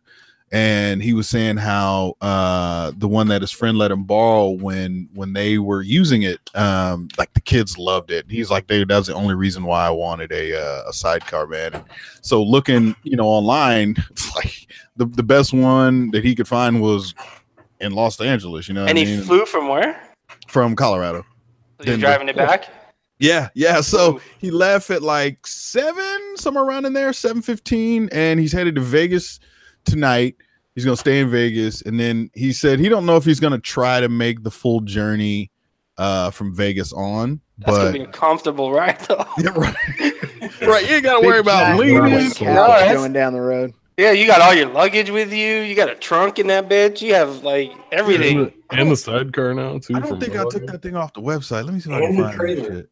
Next, yeah, no, dude, it's like that shit was dope. You wanted a fucking go around the world motorcycle and not have to worry about carrying a fucking thing. Yeah, that's like if you were gonna go on a trip from Cali to like East Coast and you wanted to do it on a bike, that would be a good bike to do it on. Yeah, it's all fun and games till you fall asleep on that bitch because you got the AC, going, dude. It's got a heater. There's like these vents, and I didn't know what those vents were for. And he's like, "Oh yeah, dude, like it like the heat from the engine comes out of there, and you can open the vents to like kind of warm up your legs. That's cool. Man, get the fuck out of here! You serious? Dude, he knew everything about that Leave bike. it up to Honda. Oh, I found that too. fuck! It's off the website. God damn it! Yeah, I was gonna show y'all, man, but yeah, I finally got rid of that fucking thing. So, all right, on to the next one. You had some good deals on those other bikes you were showing us. Well, the 5 that we got, so many people come in there and they're like, oh, would you take a little bit less? So Tim, check this out. This rich fuck, okay, this rich motherfucker, right, buys bikes. That's just what he does, okay. And he buys them, and then he goes. At least the 5 that we have, he goes and then puts that it's like a wrap, but it's clear. Yeah, to protect the paint. Yeah, right. Okay, so he does that, buys a bike, takes it probably to go get that shit done. Rides him around for a little while and then parks him. That's it. That's all he does. And then he fucking eventually somebody we knew it was him, and he fucking gave us 5 of his bikes. He gave us that. I put it on Instagram stories. Well, no, I mean for sale or whatever. But he gave us an 09 Repsol edition CBR 1000. The 1000. Yeah, it's an 09. We only want now. Granted, we have it priced way over its value, but it's only $8,000 for an 09 CBR Repsol edition, and the motherfucker has 120 miles. No, 40. 140 even miles. Broken in, man. Nope. And what's funny, Tim, he bought it in 08. I looked at the tag as I was inspecting the bike when they first dropped him off. It still had the original 08 fucking sticker on it. When they first started doing those Repsol livery schemes on those CBRs, man, everybody wanted those. Fuck yeah, because they were MotoGP. Yeah. Well, one of my buddies actually has one right now. It's just a 600. I mean, still looks good. They look awesome. I've got a poster of one in my garage right now that's been hanging in my garage for 10 years. Problem is, every rubber piece on that bike has been sitting for 10 years. True. So, Tim, let me ask you that. What kind of things would you expect if you found, junkyard, or not junkyard, but like a garage, kept motorcycle or something? The main thing I would look for, if it had been sitting for 10 years, like let's say it's been sitting in an optimal situation or close to an optimal situation for 10 years. Like indoor air conditioning? Yeah, well, or at least it's just been, hey man, it's been in my second garage for 10 years sitting in the corner. And they removed the gas. Yeah, so yeah, there's no fuel. They left oil in it, which you should always do, but didn't leave any fuel in it, which you should also always do. Okay, so what I would definitely look for is dried, cracked hoses, like radiator hoses, and also your hoses that are your vents, like your upper top end engine vent hose and your crankcase vent hose. Look for that sort of stuff, and then look for things like the airbox boots, like the boots coming from the airbox into the throttle bodies or the carburetors, depending on however the bike is fueled. I would just look and check on all that stuff. Chances are it's probably going to be, you'd be surprised what good shape it's going to be in. But if anything is brittle or acts like it wants to crack, or it doesn't snap back real quick if you squeeze on it or move it around, I would go ahead and replace that stuff on all the rubber stuff. If it's rubber and it feels like plastic, you need to replace it. Exactly. That's a good way to put it. Yeah. Rubber and it feels like it's like kind of hard, you mean? Yeah, I've had to do that with several parts on my bike. It's a 93 Yamaha FZR 600. I thought, okay, this is gonna be fine or whatever, and whenever I tried putting shit back together, like even though there were no cracks, that there were surface cracks, but you can't put anything back together whenever you get done working on it. Like the carburetors on my bike, the boots that go from the carburetor or from the intake to the carburetors, those things were dry rotted as fuck, and they're supposed to be rubber, but it felt like hard brittle plastic. Like when I bought my first bike, it was a 94 ZX6, had 7,000 miles on it, kept in a garage. And I ended up replacing fork seals, radiator hoses, the boots, the carbs. I ended up having to have the carbs rebuilt.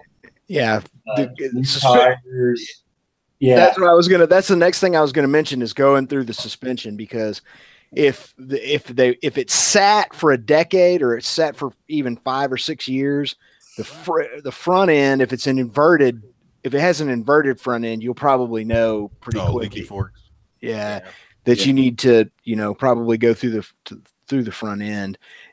But yeah, I mean, it's basically that sort of stuff. But with all that said, you'd be surprised how robust a motorcycle can be. I mean, we've pulled, when I bought my KZ1000, my 78 KZ1000 that I restored, man, that thing hadn't run in forever. And we essentially just cleaned the carburetors up to enough to where they would run, put clean fuel and oil in it, and got electricity to it, and that bitch fired up. I mean, they're amazing. It's especially on Japanese motorcycles, it's just astounding how robust those things are, and they just run for freaking ever. So but look for the obvious things, and then you want to also make sure that no rust set up inside of the fuel tank. That's important too. So how would you get rid of rust inside the fuel tank? They're different. Tank? Well, you could buy a new fuel tank. You could also use evaporust on the tank, take it completely off of the bike, and take it completely loose from the fuel system. Siphon out all the fuel, or figure out some way to get all the fuel out where you don't mess the paint up, and then fill it up with evaporust for 24 hours. Drain all that out, and then it should have zero rust in it. Okay, you could also my fuel tank. I have a fuel tank cover. And then the fuel tank is underneath the cover, so I'm not worried about the paint or whatever. But it does have rust on the inside of my tank, and I feel like that's one of the problems that I'm having with my bike. If it's a little bit of rust, just put an inline fuel filter on it, and you should be okay. If it's a shitload of rust, you need to get it out of there. And you can also, they've got those creams, and you can kind of line the tank with that, whatever it is. It's it's sort of almost an acrylic type stuff, or not acrylic. That's not mine also has like two internal tube screens. They look like straws, but they're like filters or whatever. And I actually had to fish one of them out and try to install it through the I don't even know how to. Well, that's not sucking fuel from the very bottom of the tank. Yeah, where all that stuff settles. Yeah, so I had to deal with that. There's not. It looks like just surface rust, but I didn't know if just a little bit of rust would be a problem or whatever. So it's pretty easy to. I've been working on my bike for a while. In either case, it's pretty easy to get out. But yeah, I would definitely get it out of there if it's more than just a little bit here or there. And I finally got my license. I went through the class and everything, and I finally got the endorsement on my license, and just waiting to start this freaking job so I can get money to actually. I've gotten to the point where I've done everything that I can to fix the bike, and I'm just going to take it to a shop for them to finish the rest of it. So I don't think it's going to be they'll tell me everything that's wrong with it, but as of right now, it's just it'll stay running. And I'm not going to go through the details of everything, but it just dies out, and I don't feel comfortable riding it on the road until I take it to a shop. So and the thing that's most frustrating for me are electrical gremlins on, especially restoring an old bike. A lot of times, if it's got more than just a couple of electrical gremlins that I can trace down, I'll rip it all out and buy a brand new or remanufactured wiring harness for it and just rewire the whole bike. You should check the wiring for chew marks. Mice will go after that wiring pretty quick. Yep, definitely. Wait, say that one more time. Mice, like field mice, like California, will deliberately go after the wiring in a bike. They love it. Or in a car, even in a car. Run into that a lot. Cars that have sat in barns and fields, you'll find that the mice have chewed up the wiring. And shit happens in our pole barn too out here in Wisconsin. Just mice. Luckily, we've got a random ass cat that just comes in the barn and eats everything. So brings you half a mouse. Look what I caught. Want some? we don't bother cat. Cat doesn't bother us. It just goes in the pole barn, eats the mice, and leave. Okay, whatever. Less work for us.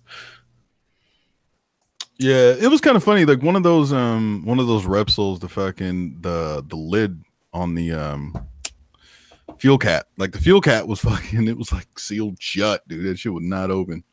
Yeah. Yeah, some varnish. It's probably varnished. Is that bike carbureted or fuel injected? No, they're fuel injected. I don't know about the older one. So there's two Repsols. Yes, two of them.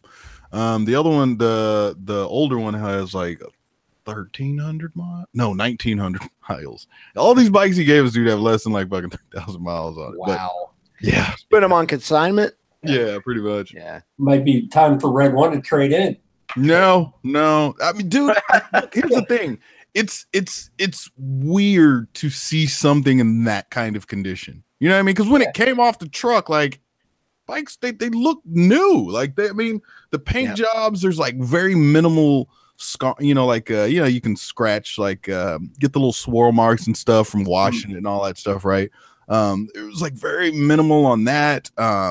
Places where you normally see a lot of dirt and like oil stuff collecting, like right there at the front sprocket or the kickstand and swing arms, a little dirt. No, it was all clean, dude. I was like, fuck, dude, where'd you get these bikes? And the more and more I kept looking at them, I was like, wait a minute, dude. And then I turned the key, all the batteries are dead, right? The tires are half inflated. I'm like, dude, these bikes just been sitting somewhere. Like, somebody just don't give a fuck. Look up the tire codes. The tires are like 11 or 12 years old.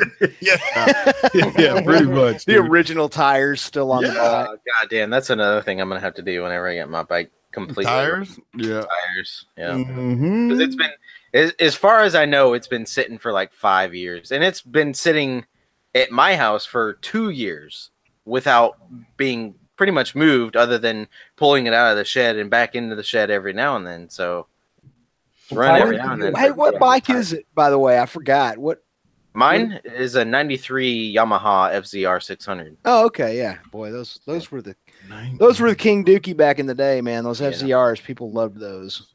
Yeah, it's the shit, and I made it look a lot better than it comes out as factory, because I eliminated that big ass fucking boxy tail light.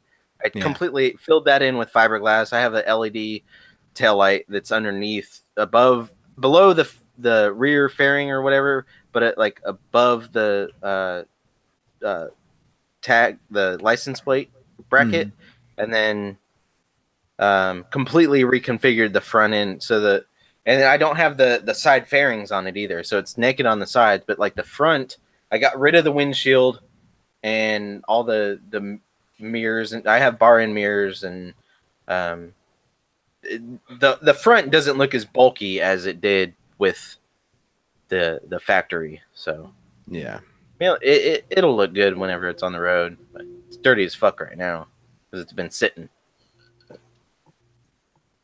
But don't go back and watch my videos of me like rebuilding it, because my videos sucked back then. Yeah, the condition of the tires will be a pretty good indicator of the condition of the rest of the rubber on the bike. My tires are pretty much brand new, but I'm worried because you don't know how tires are going to react for sitting for 5 7 years. Tires have oil, like a natural kind of rubber oil in them. And once they dry out, they'll start cracking and they'll turn hard as rocks. Once they start, they'll start devulcanizing and they'll dry rot. Right. Yeah. Mine haven't even dry rotted, and it's been sitting for 5 to 7 years. So that's why I'm like, they look good, but I'm afraid that if I ride it down the road, they're just gonna blow out. So they won't blow out. More than likely, you'll hit a puddle in a turn, and they'll slide out from underneath you. Yeah, very good point. Because they'll get hard, and they won't, you won't get the traction you'll get out of a regular. Yeah, I was planning on getting new tires anyways, so I'll tell them whenever I take it up to the shop, put new tires on it. I might as well get new sprockets and new chain while I'm at it too. Make sure they're super careful with your rims. Those things will be hard to find. I took my first bike over to Delamo and had them put new tires on it, and they chunked up one of my rims because they dropped it off their wheel machine or their tire machine. Really? Yeah, and couldn't find it. It was like $1,000 for a new rim. Huh. So it was so damaged that it was so damaged that they couldn't put a new tire on it, or just so damaged that it looked like shit? No, it was dude, those tires were, or those wheels were immaculate original equipment wheels. Oh, okay. Well, I don't give a fuck about the look of my rims. Oh no, dude, they took quarter-inch chunks of aluminum out of those wheels. Oh wow. Yeah, I was that's recklessness. You should have freaking went to the company and been like, you better get me some new fucking rims. oh, I did, and they did, and then I sold the bike. Good. Yeah, that's the only reason I ever even still talk to those people is because the service manager was like, "Yeah, we're gonna make this right. We're gonna track you down some new wheels." Yeah, I'm thinking about painting the rims. Like I might have them take the tires. Well, I could probably take the tires. Well, it's gonna be in the shop anyways. Might as well let them take the tires off. I'll go paint them and then bring them back to them. That's what I'm thinking about doing. Yeah, paint them lime green. You be cleaning them all the time. You paint them a bright color. I don't care. lime green is my color, man, and my bike is black. Brown. My bike is black and silver, so flat black and silver. So I want lime green because that's my color. Just do a supermoto thing and do 2 colors. Yep. Right? Yeah. That actually I don't think would look too bad. Like black and lime green or something, silver and lime green. Yeah, that'd be cool. You should do like brown and avocado green. Oh yeah, just the shittiest colors like imaginable, just the nastiest colors on the face of the planet. I want to do that with. I have a 1980 Accord in North Carolina that I'm still trying to get in my name, like getting the title signed over.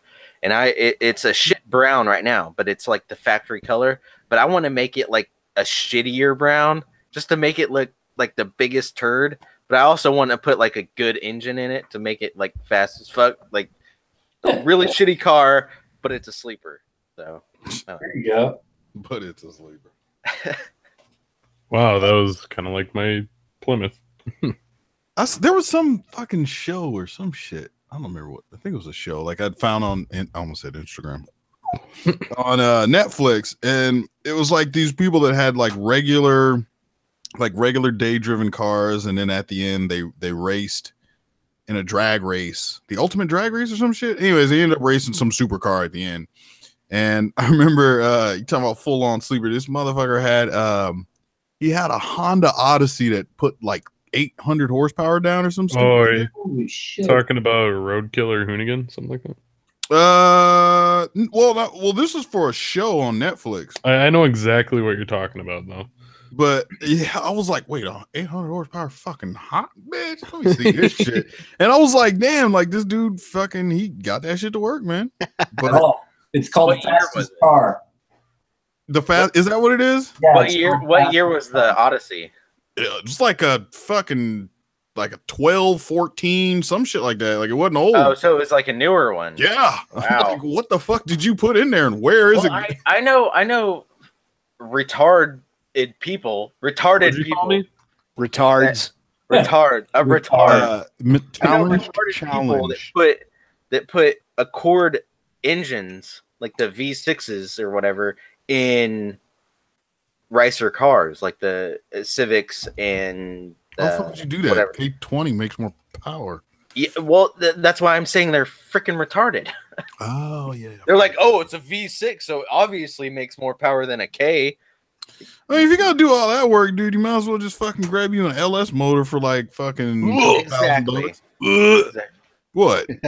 All right, where's the eject button? Ghost Ninja, you there? Can you ejectocito, cuz? All right, Bino, here you go, man. Here's your paint scheme right here. You need to do the Vance and Hines limited edition racing paint scheme. That would be hot pink and yellow with black accents, man. That was some serious late 80s, early 90s stuff right there. That's lemonade and Sharpie. I'd have to get. I would have to. Sharpie. I would have to get a pink, like bright pink and yellow race suit to go with it. And a matching fanny pack. And a fanny pack. Yeah, I would have to. That was big back then. But so you see the tail light right there. Mm-hmm. How it's all boxy and nasty and shit. I completely eliminated that. And then most of this, the front end, the windshield is gone. I don't have a windshield anymore, and the mirrors that come off of it, they're gone. So I would say about halfway where that bolt is that holds the windshield on, I cut about right there, and it loops over. It has a nice curve to it, but and then the bottom of it too. I took that bottom part of the front fairing off. Such a fugly color. Think about it this way: that bike is almost 30 years old. Oh, and that's Mike's older than you, son. That's It the is. single It's almost headlight. double my age. That's the single. I have the dual headlight like that. You got the bug headlights. Yeah. The bug headlights. Is that what you're Yeah, this one, like this one right here with the bug. There was a better one below that, right there. Yeah, this one right here. That's more like the one I have. They actually copied that from the Gixxers, man. When the 86 GSXR 750 came out, and then the GSXR 1100, they had headlights exactly like that. That has the R1 tail on it. Yo, question. Yeah, it's got a modern tail on it. Yeah. What do you think this will work like decently for $23 for the brake fluid? Yeah. I mean, what are you trying to flush? Or are you just trying to bleed? I'm gonna flush them. Oh, yeah. Wait, do you have a fucking compressor? No, I don't. This. You see, this one has a little handheld version. Oh no, this is a compressor version. Fuck. Yeah. So try again. Try again, motherfucker. Okay. Yeah, it does have the. It does have the handle. It does have the headlights. Here's the early Gixxers. The 86 was the first year of. I fucking love those headlights, though, man. I've always been a fan of the circular headlights. I thought they were bringing those back for next year. It's Suzuki. That'd be cool. Yeah. If they do, you know what I want to do with my bike? I want to get the LED headlights because they make the circular LED headlights, and I want to put those on mine. It's Yo. Off topic. Look up Toyota Tacoma water pump gasket. It looks like a penis. Oops, I can't type. I started typing in Russian for some reason. Suka Bliat.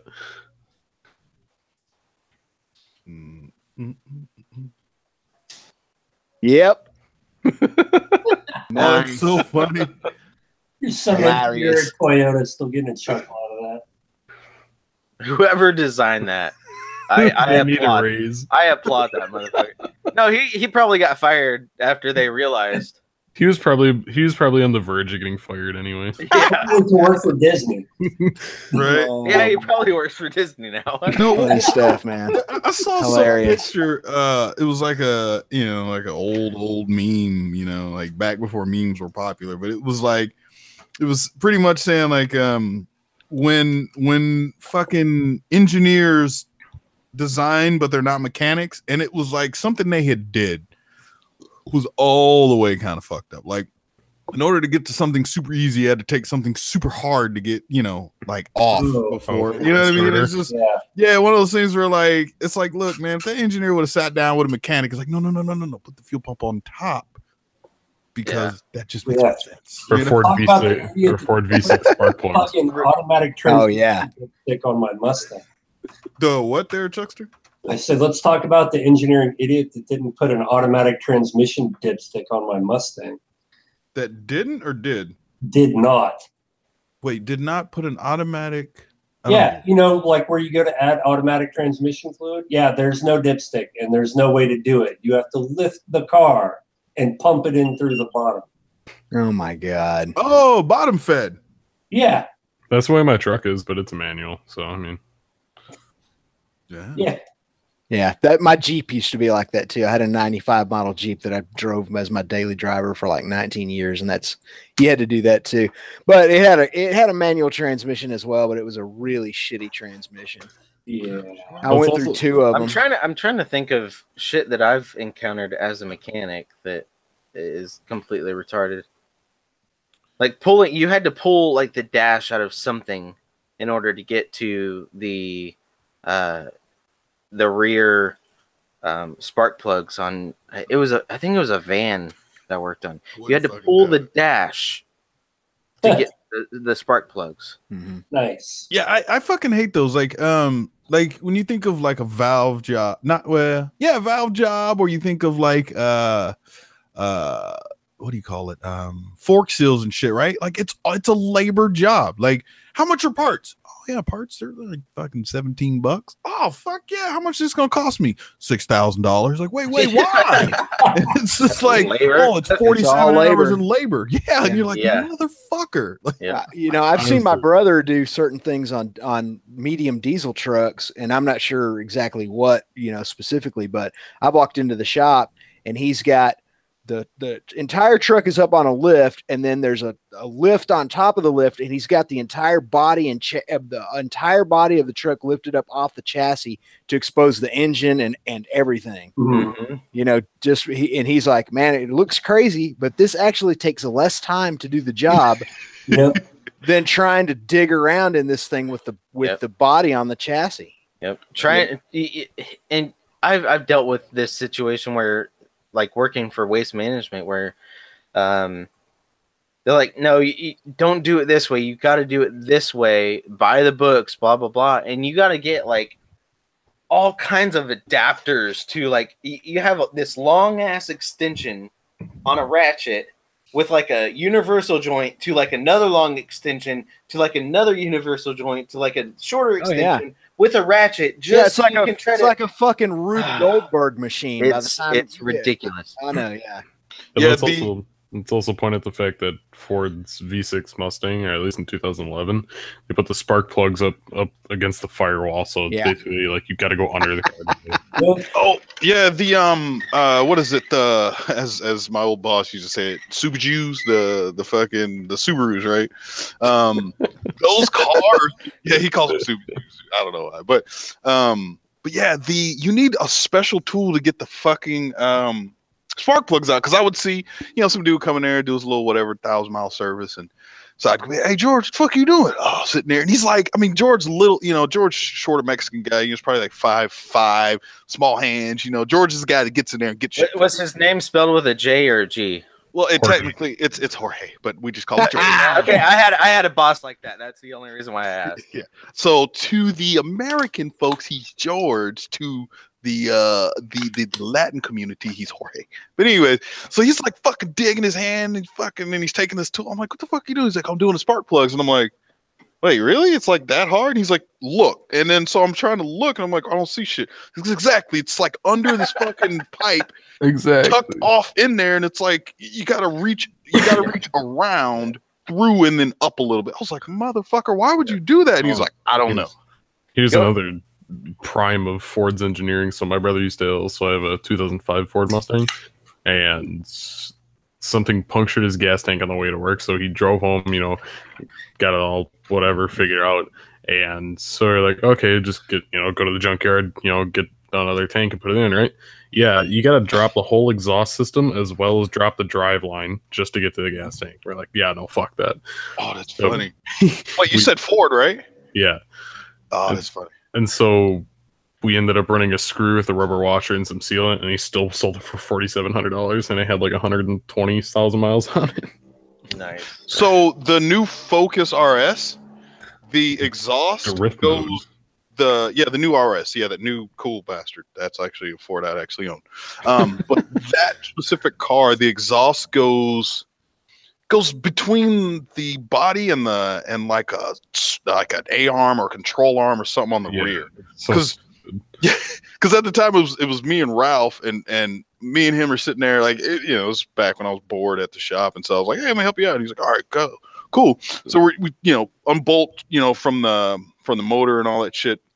And then all of a sudden we get to like the mid pipe and all that, and we're like, wait. Do you think we could like take the back out and pull it through there? And we're like, maybe.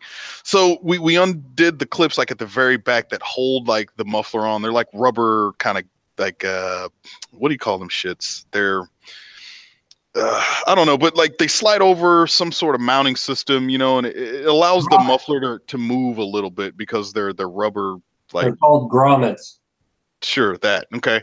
And So we took that shit off, and me and this fool were twisting. We're trying everything, dude, to get this fucking thing off. We're like, I don't think we can do it, man. He's like, hacksaw? I'm like, fuck yeah, let's go to work. And so just we cut right through this motherfucker's exhaust. Like, hey, you didn't want that back, did you? And he was like, no, we're good. I'm like, all right, cool, because yeah, it's useless now. We just fucking sawed right through it because there was no other way to get that fucking thing off. So that means before they put the wheels and shit on, like the whole, suspension and all that bullshit on the car, the muffler went on first. The muffler went on before the rest of the goddamn car. The bottom of the car got put together. I'm like, they built a car from the muffler on it. That's ridiculous. It's just like the whole, suspension. Oh, who's that? I hear. It's Brap. He's kind of quiet. You need to. Brap's he's listening to the viewer side. Speaking. That's why we're hearing. Okay. Yeah, mute your YouTube side, Brap. But going back to the Jorge thing, Red. I had a boss I hate going back to waste management. Fuck. Anyways, my boss at waste management, his name was George. His family was from Portugal. He's Portuguese. But he looked like he was like this big ass Samoan guy. He was like at least 6'5", like all of 300 pounds, big motherfucker. He used to be a mechanic and shit, and his name was George, but it was spelled Jorge. And one day I made the mistake of calling him Jorge, and he looked me dead in the eyes, and he actually stooped down to look at me. He's like, Aaron, if you call me that one more fucking time, your ass is fired on the spot. And I'm like, oops. Yes, George. Yes, Jorge. I mean, George. He put the fear of God in me. Not only would he have fired me, he probably would have beat my ass. But it was still funny. I would still call him Jorge, but like behind his back. It's pretty funny every time I get a application come through, and I'm like, oh, look at this, Jesus Rodriguez is fucking for a motorcycle, man. You know what I'm saying? But we all know it's Jesus, But see, that's the funny thing. We've at the glass shop I work at, we've got like two people. They're both named Jesus Garcia. Both of them are named that, and so like whenever they say, "Yeah, we're picking up glass for Jose Garcia," you can barely understand them. So it's like, okay, we're looking for paperwork, and one day both of them had ordered glass, and so we're like, "Oh shit, which one's which?" All right, sir. What did you order specifically? Exactly, and then they're like, "I don't know. You guys put it on order." Well, fuck. How was your day, dear? Oh, it was great. I sold a motorcycle to Jesus. Pretty much, dude. Pretty much. He had fucked up credit too. That shit was funny. Jesus. How does Jesus have a credit rating of 220? On that day, Jesus took the wheel. Haven't seen him since. And Jose took the radio. Oh. Hey, Ghost. Yo. And Jorge took the tires. Pie Man says, congratulations on the casa. Damn, hitting the chronic, son. A little bit. Throwing down on that indica tonight. Hernia check. Sativa. Yeah. How them seeds taste, Red? Yeah, sativa's better. I agree.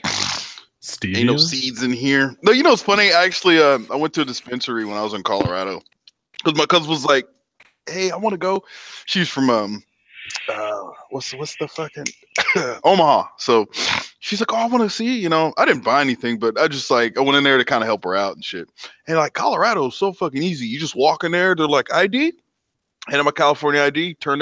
He flipped it over, scanned it back, handed that shit right back to him. Was like, "All right, go ahead and go inside." And I'm like, "Wait, really? Like that easy?" He was like, "Yeah." I'm like, okay.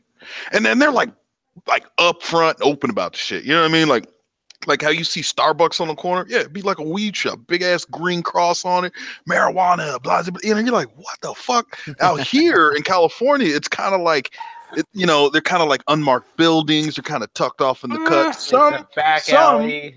Yeah, well, kind of. Like sometimes the entrance. Not really. No, it depends. They got big old signs, a big green cross on it. I mean, they are a little further out, though. It's not, yeah. So certain cities that are really acceptable, then yeah. But there's a lot of places, even when they were medical, dude. Like back when I smoked a lot, like I would fucking go there. I'd find this one little spot. Finally, it's close to the crib. Everything's perfect. And then one day I go back and the motherfucker is closed. And you're like, wait, what? That's the problem with California. Right, but Denver, or at least in Denver, well, Colorado, I don't have to worry about that shit. Just right there in the public. Wow, there you go. And anybody can go in there. Now, here's the fucked up shit. So she bought something. It was like the lady said like 30 something bucks, and then once she showed them her ID, that's when that recreational tax kicked in. So medical is cheaper. So when they're like, oh, it's 30 bucks for this edible or whatever, or these, whatever you buy, it's 30 bucks. With medical, it's 30 bucks. But if it's recreational, it's like, I think she paid 40 something. Yeah. It's like some stupid high ass tax. So, but most people don't give a fuck. It's like, wait, all I do is show my ID, walk in, buy the shit, walk out, and I don't gotta go fucking see a doctor and do all that. Okay, cool. So the thing is, the medical side of the house realizes recreational's making more money. Yeah. It was bound to happen. Yep. At least it's legal there. Yeah. Come on, Texas, get your shit together. Check this shit out. This is I was talking about earlier. The way the Tesla looks at a motorcycle lane splitting. Oh yeah. Watch. We gotta put it up, man. I can't see that shit. Yeah, share. Is shared. Wait, what happened? No, it's not shared. You don't have yourself locked in. Wait, what's going on in this video? You can click on his square. Yeah, I'm just. Yeah, yeah, but nobody else, the YouTube side wouldn't be able to see it. So he's got. They don't need to see it. Oh yeah, I have it selected. But... Wait, Ghost, what the fuck am I watching? What was I watching? All right, you see this screen right here? Mm-hmm. Oh, right. Dude, really? Now watch this. Now watch what happens. it interpolates it as a car. That's funny. Yeah. Well, I guess it just. Sorry, I'm outside. I'm totally lost. I see the video, but I don't get what's going on. We were talking earlier about Teslas, and we were giving Kenny shit about his Prius. Yeah, basically. We got into Teslas. And... Yeah, this is the way Tesla displays a motorcycle that's lane splitting. Oh, as a car. It shows it as a car, lane splitting other cars. Smashing into all the other cars. Yeah, smashing into the other cars. But Ghost, the one thing that I thought about too is something like, could or would Tesla like recognize motorcycles in the way they ride out here, right? Like the lane splitting thing. Like, could you have a Tesla on an automated, drive, and it recognizes that a motorcycle is approaching, and then it kind of gets out of the way? You know what I'm saying? Or would it just hold its position? But either way, it's like all you got to do is write code to make it do that shit. Boom. You know what I mean? I still wouldn't trust it though. Yeah, just make it slide over to the side of the lane to allow more room. I give it another like 20 years, and it's gonna be down packed. At least down packed to where they'll be able to show that shit. Hopefully, we'll have automated cars by then, but I don't know. Hopefully, 20 years, dude. Here's the thing. It'll be before that, because think about this. 10 years ago, let's say 15 years ago. Like, wait. What did he? I missed what he said. What did he say? No, he's saying like 2003. We didn't even have smartphones yet. Exactly. Right. Exactly. Wait, what was it? What was the comment? I missed it. Like, in like 20 years. I was saying automated cars. 20 years, automated cars would be here, and they would, all that shit. In 20 years, cars better be flying. Well, the Tesla already announced. I think they said by next year, fully automated cars or driving cars will be rolled out. I think it's 2019 or 2020. Fuck that. They're gonna be rolled out. That's even if you buy the Model 3, it has the eight or nine cameras that are required by the law to make it fully autonomous, so that they can just push firmware updates out to it to make it fully autonomous. Done. Yeah, it's like, hey, tonight my car's gonna update and I don't have to drive it anymore. Here's my thing. Do not unplug. My two things. It's not updated by Windows. Exactly. Here's my two things with that. how often do you have to fucking update your car? And is it going to be a burden No, it, like it it is with your updates phone? itself. They Or- have. Here's my next thing. Who is at fault if that car Tesla crashes into people? Yeah, that's the driver, that's an interesting You are. or is it the driver, or is it the company? Well, it depends. Like right now, you're required to continue to hold the steering wheel, but when it goes fully automated, that's when that really does become whose fault is it? So what's going to have to happen is they're going to have to change traffic. Isn't that really just cruise control at that point in time? One at a time, people. No, like so you have to right now. You have to grab the steering wheel every like 3 minutes, Right. just to say that you're awake, basically. But even if it goes fully automated, it's going to require somebody to be behind the wheel. Yeah, you're probably gonna have to sit in the seat. The sensor will be in the seat versus you having to hold the steering wheel. Well, but even, I mean, let's look at it this way: an airplane can fly itself. You still have to have a pilot in the Take off. Yeah. Well, the Well, pilot's no, making it. actually, Wait, hold no. on. Yeah, but true. But you still need a pilot to take off and land. Actually, not true because they're already talking about one of the big things about autonomous cars is the idea that, so let's say you buy one of these autonomous cars and you go to work. Your car is sitting in that parking lot doing nothing, right?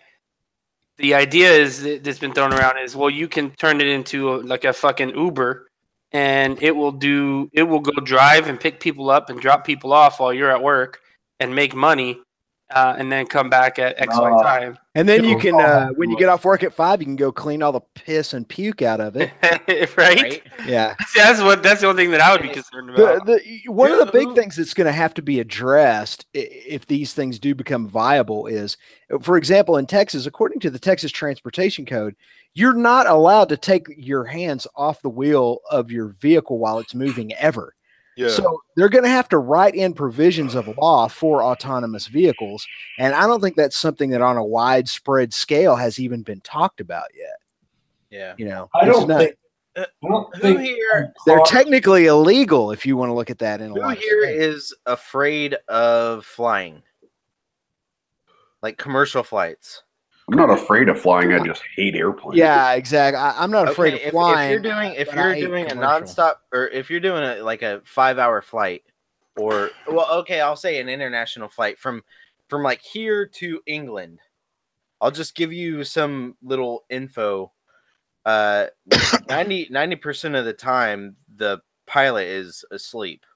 Like it's all autopilot. Well, the pilot's not asleep. He's got to monitor all the systems, but he's not asleep. yeah, it would wear the co-pilots pilots out to not be on autopilot for 7 hours.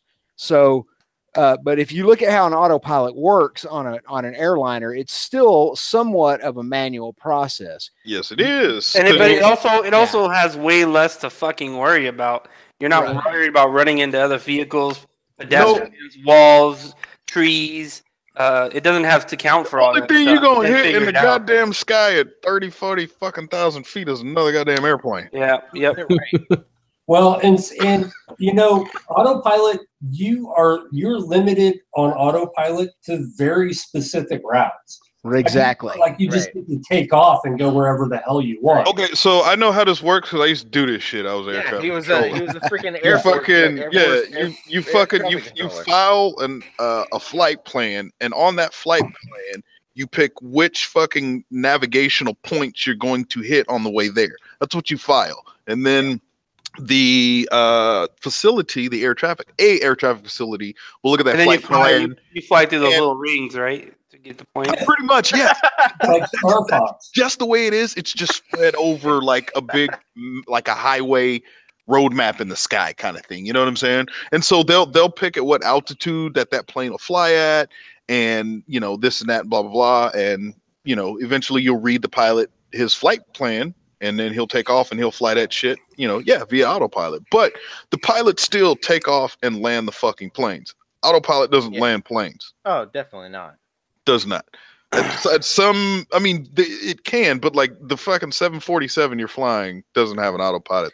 I mean, it can follow the glide slope on autopilot, almost down to the ground, but at a certain point, you've got to land the airplane, and you got. In the end, I think there's less. I think it there will be less accidents with autopilot driving vehicles. Yes. Than there are right now with people driving. So, sure. Yeah. Will there be incidents? Yes, there's going to be incidents. It's going to fucking happen. Some eggs, man. Yeah, but in the end, I think the safety wise, it's just going to be become even safer. Like, have you seen some of the videos of the Teslas like braking in emergencies? And like, I've watched them, and I'm like, I didn't see that I would have fucking crashed. And that fucking thing caught like a crash that happened like 4 cars ahead of it and started braking before the car in front of them started braking.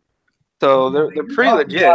Have you seen like you're cruising down the 405 and all of a sudden, say some dude runs out in the middle of the night and that thing stops, slams on his brakes, the freeway.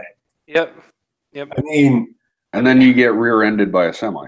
Yeah, and then 2 other people. Well, no, they don't stop. Like, I don't know if you've seen them. Like, there's this one where it was splitting. The freeway was splitting, and the idiot in the front. He had a car in front of him, and then there was a car in front of him, and that car missed its turn and said "fuck it" and slammed on his brakes and then went right, and the Tesla slammed on his brakes, drove right, avoided the car in front of it, and then avoided the car that was swerving over.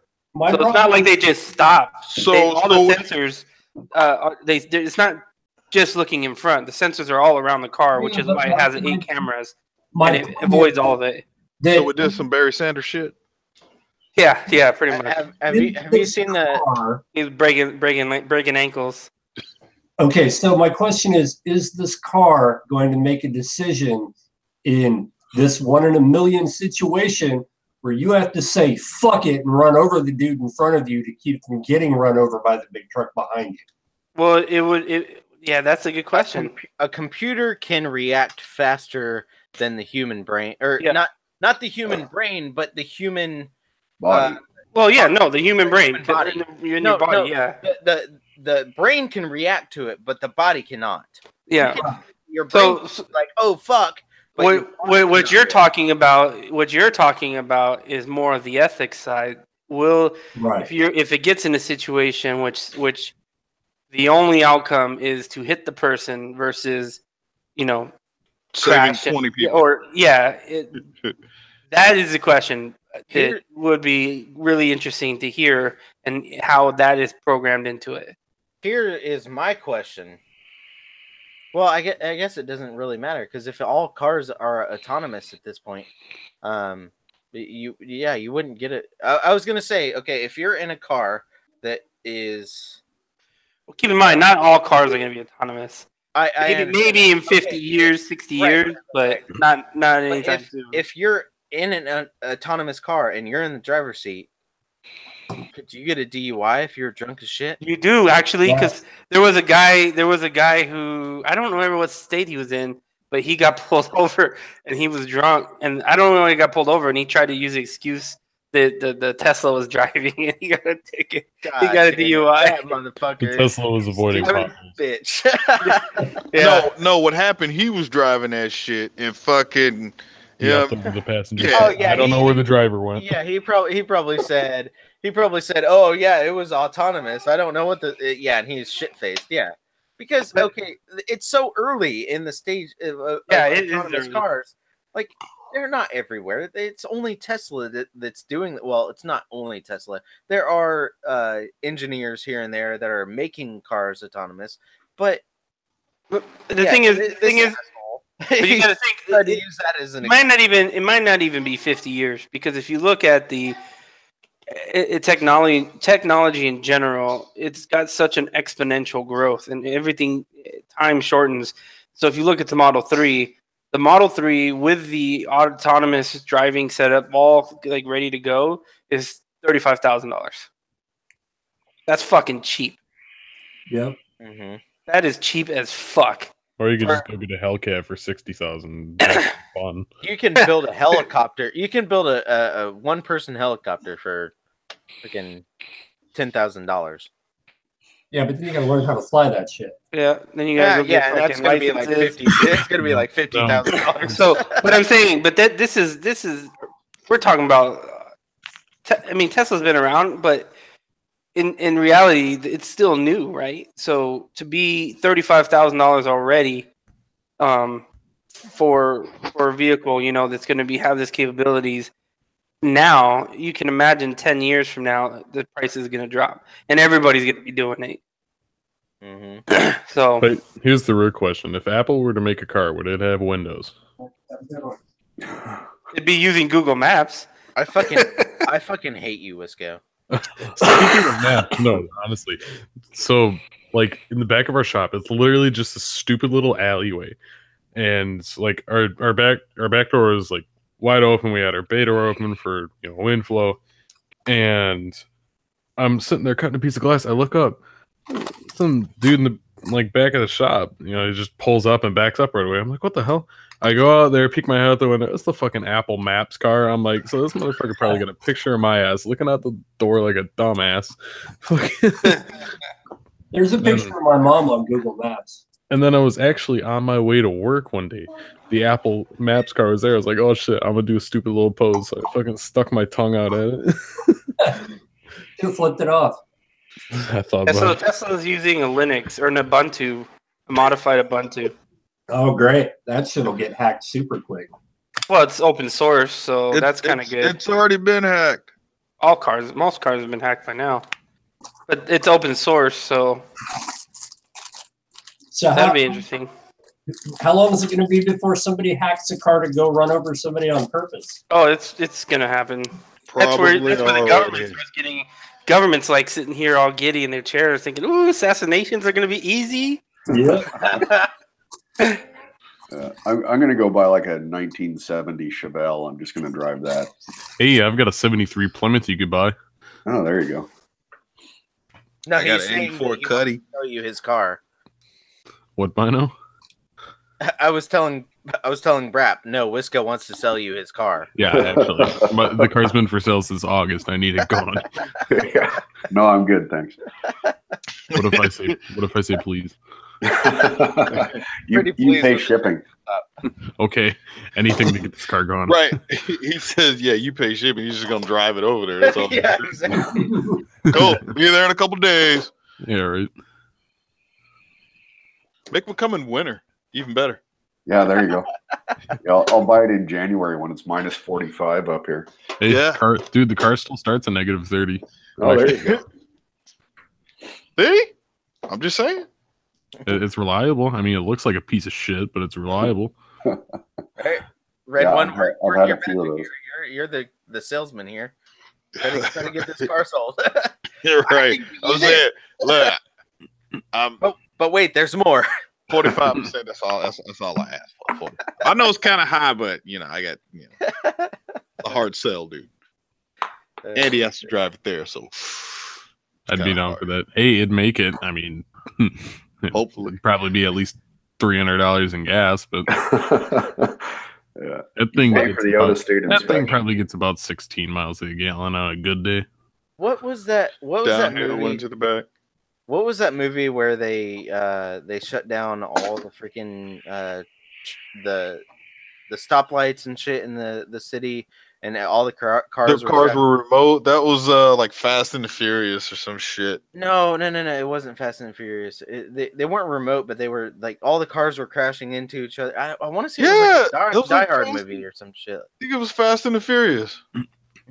Wasn't like some chick like controlling that shit from like an airplane? There was a bank heist, I think. Oh, I know what you're talking about. There was like a mobile operations center where they were in about Grand Theft Auto. truck. Yeah, that was one of the Die Hard movies. Was it? Was it? I think it was the last Die Hard movie. Yeah, it had Timothy Oliphant as the bad guy. It's Live Free or Die Hard. Yeah. Okay, that's exactly what it was. No, that was a mission out of GTA 5, dude. Live Free or Die Hard. Jester and everybody else who said it got it right. Yeah. Video games is life, bro. Jester and only Jester said it. No, it was everybody else who said it in the freaking panel. God damn it! Don't fucking. fucking stab you in the throat with you. No balls, you won't. Yeah. With a piece of your own glass that you're cutting. Shit, I'd be okay. Get me out of debt. Right. Heard that. Threaten me with a good time. Definitely not the Italian job. Yeah, it had to have been live for Die Hard movie. God damn, I own every single one of them. What happened to DVDs, by the way? Everybody fucking gives me shit for owning a DVD player. Netflix happened to DVDs. Bro, it's all about the VCR. Like, And chill. You gotta understand the. And nobody want that 480p fucking shit. Yeah, I was say that's the main thing is that DVDs can't do 1080p. Yeah, it's you gotta get 480p. the HD DVD 4K quality. Yep. No, Tim, you could actually do like a 720 probably at like Upscale. 5 minutes. It gets upscaled at 5 minutes. You get 30. You buy a movie, it comes with 30 discs. Yeah, you're changing it. Yeah. Yeah. Insert disc 17. Yeah. There you go. A 90-minute movie on 12 discs at 720p. That's literally seriously how it would be. Only $100. Yeah. Only. Laserdisc had to do that shit. Remember you had to flip that motherfucker over? Oh yeah, man. Soon, I can see eventually you're gonna go buy a movie and it's gonna be on a fucking micro SD card or something. No, you're probably never gonna buy a fucking like. It's just gonna. Yeah. I don't think hardware, like physical shit, is going to disappear, dude. Yeah. I literally think that. I hope that 5,000 years from now, literally, there is nothing that people touch and hold anymore. It just exists out of nowhere, like out of nowhere. That's what's gonna happen, dude. Because look, we used to go from holding physical shit to show that we owned it, right? Gold, whatever it is, money, actual physical paper, dog. Like I don't carry cash anymore, but I got one little card. So when is it gonna be to the point where the card's gone and the phone is gone? I could just literally look at my fucking hand, open it, and just a phone appears, and I just start touching shit in the air. It wouldn't even be that. It would just be all telepathy. That sativa's some good shit, isn't it? it would be all telepathy 5,000 years. 5,000 years from now, telepathy would exist, and everybody would just, hey, I want to talk to this person. I'm just gonna think about talking to that person, and I'll be like, hey, are you busy? Meanwhile, they're fucking their bitch in the bedroom. Go the fuck away, motherfucker. Okay, I'll call you in a bit. I'm just saying, dude. Like, it hit me, so.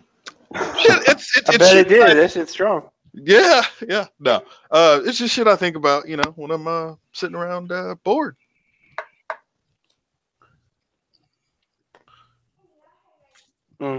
Awkward quietness. That's anyways. called a pregnant pause.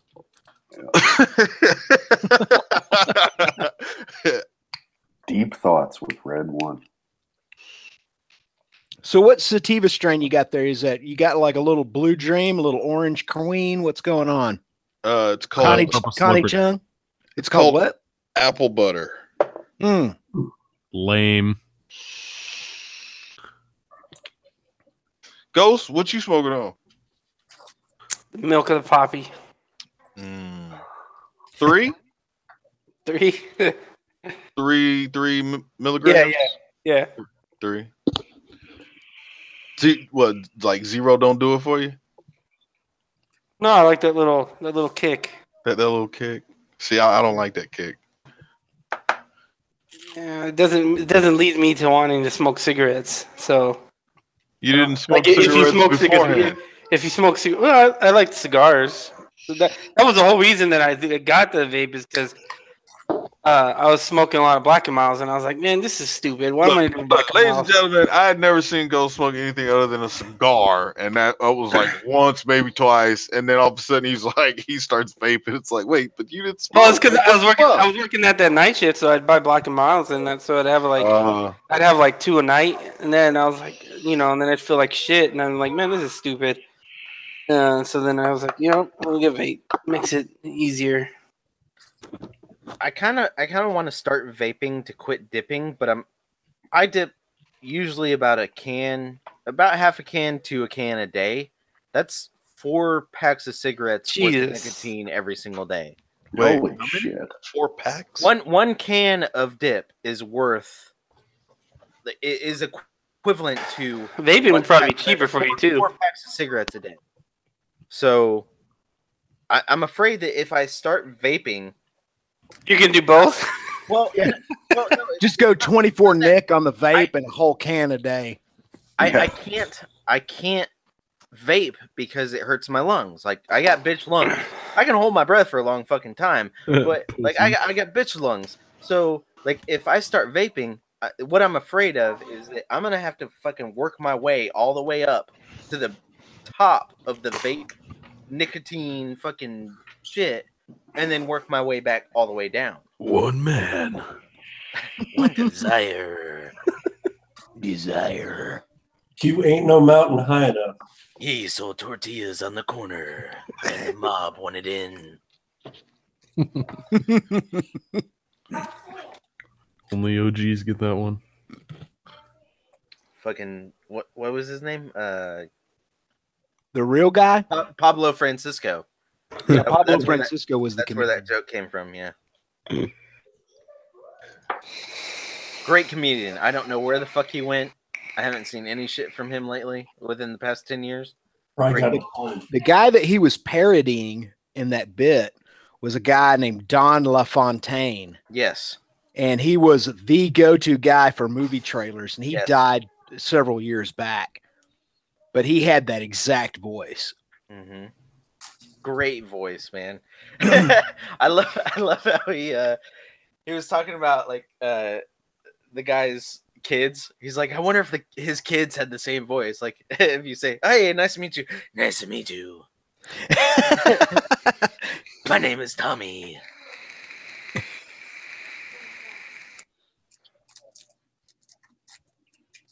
Yeah. Don LaFontaine. Let's do a little Wikipedia work on Don LaFontaine. It sounds like an Italian redneck. Yeah. Fontaine. Yep, there it is. First, you put Don LA, and it's the first freaking thing that comes in. Don You know what I need to get is some fucking pit bull stands. That's my next thing.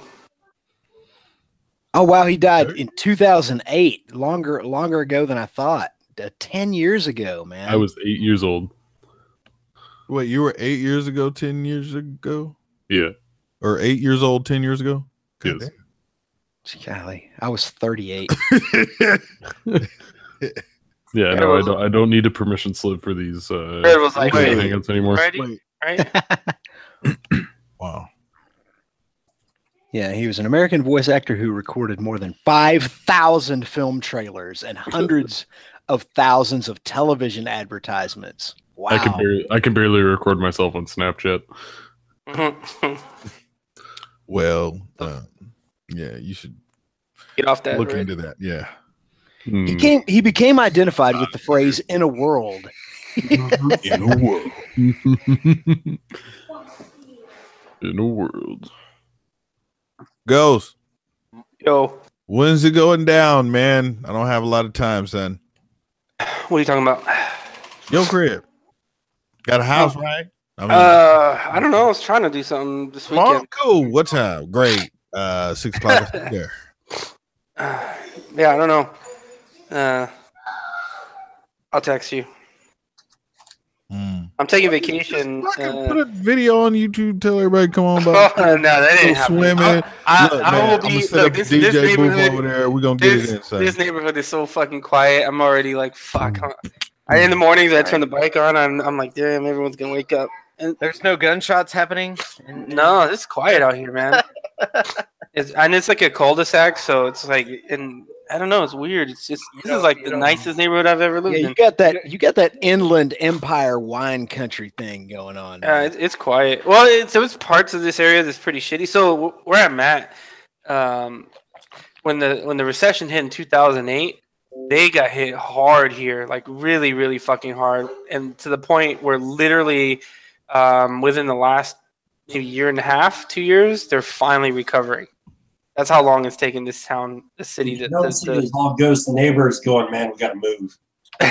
Yeah. So they are.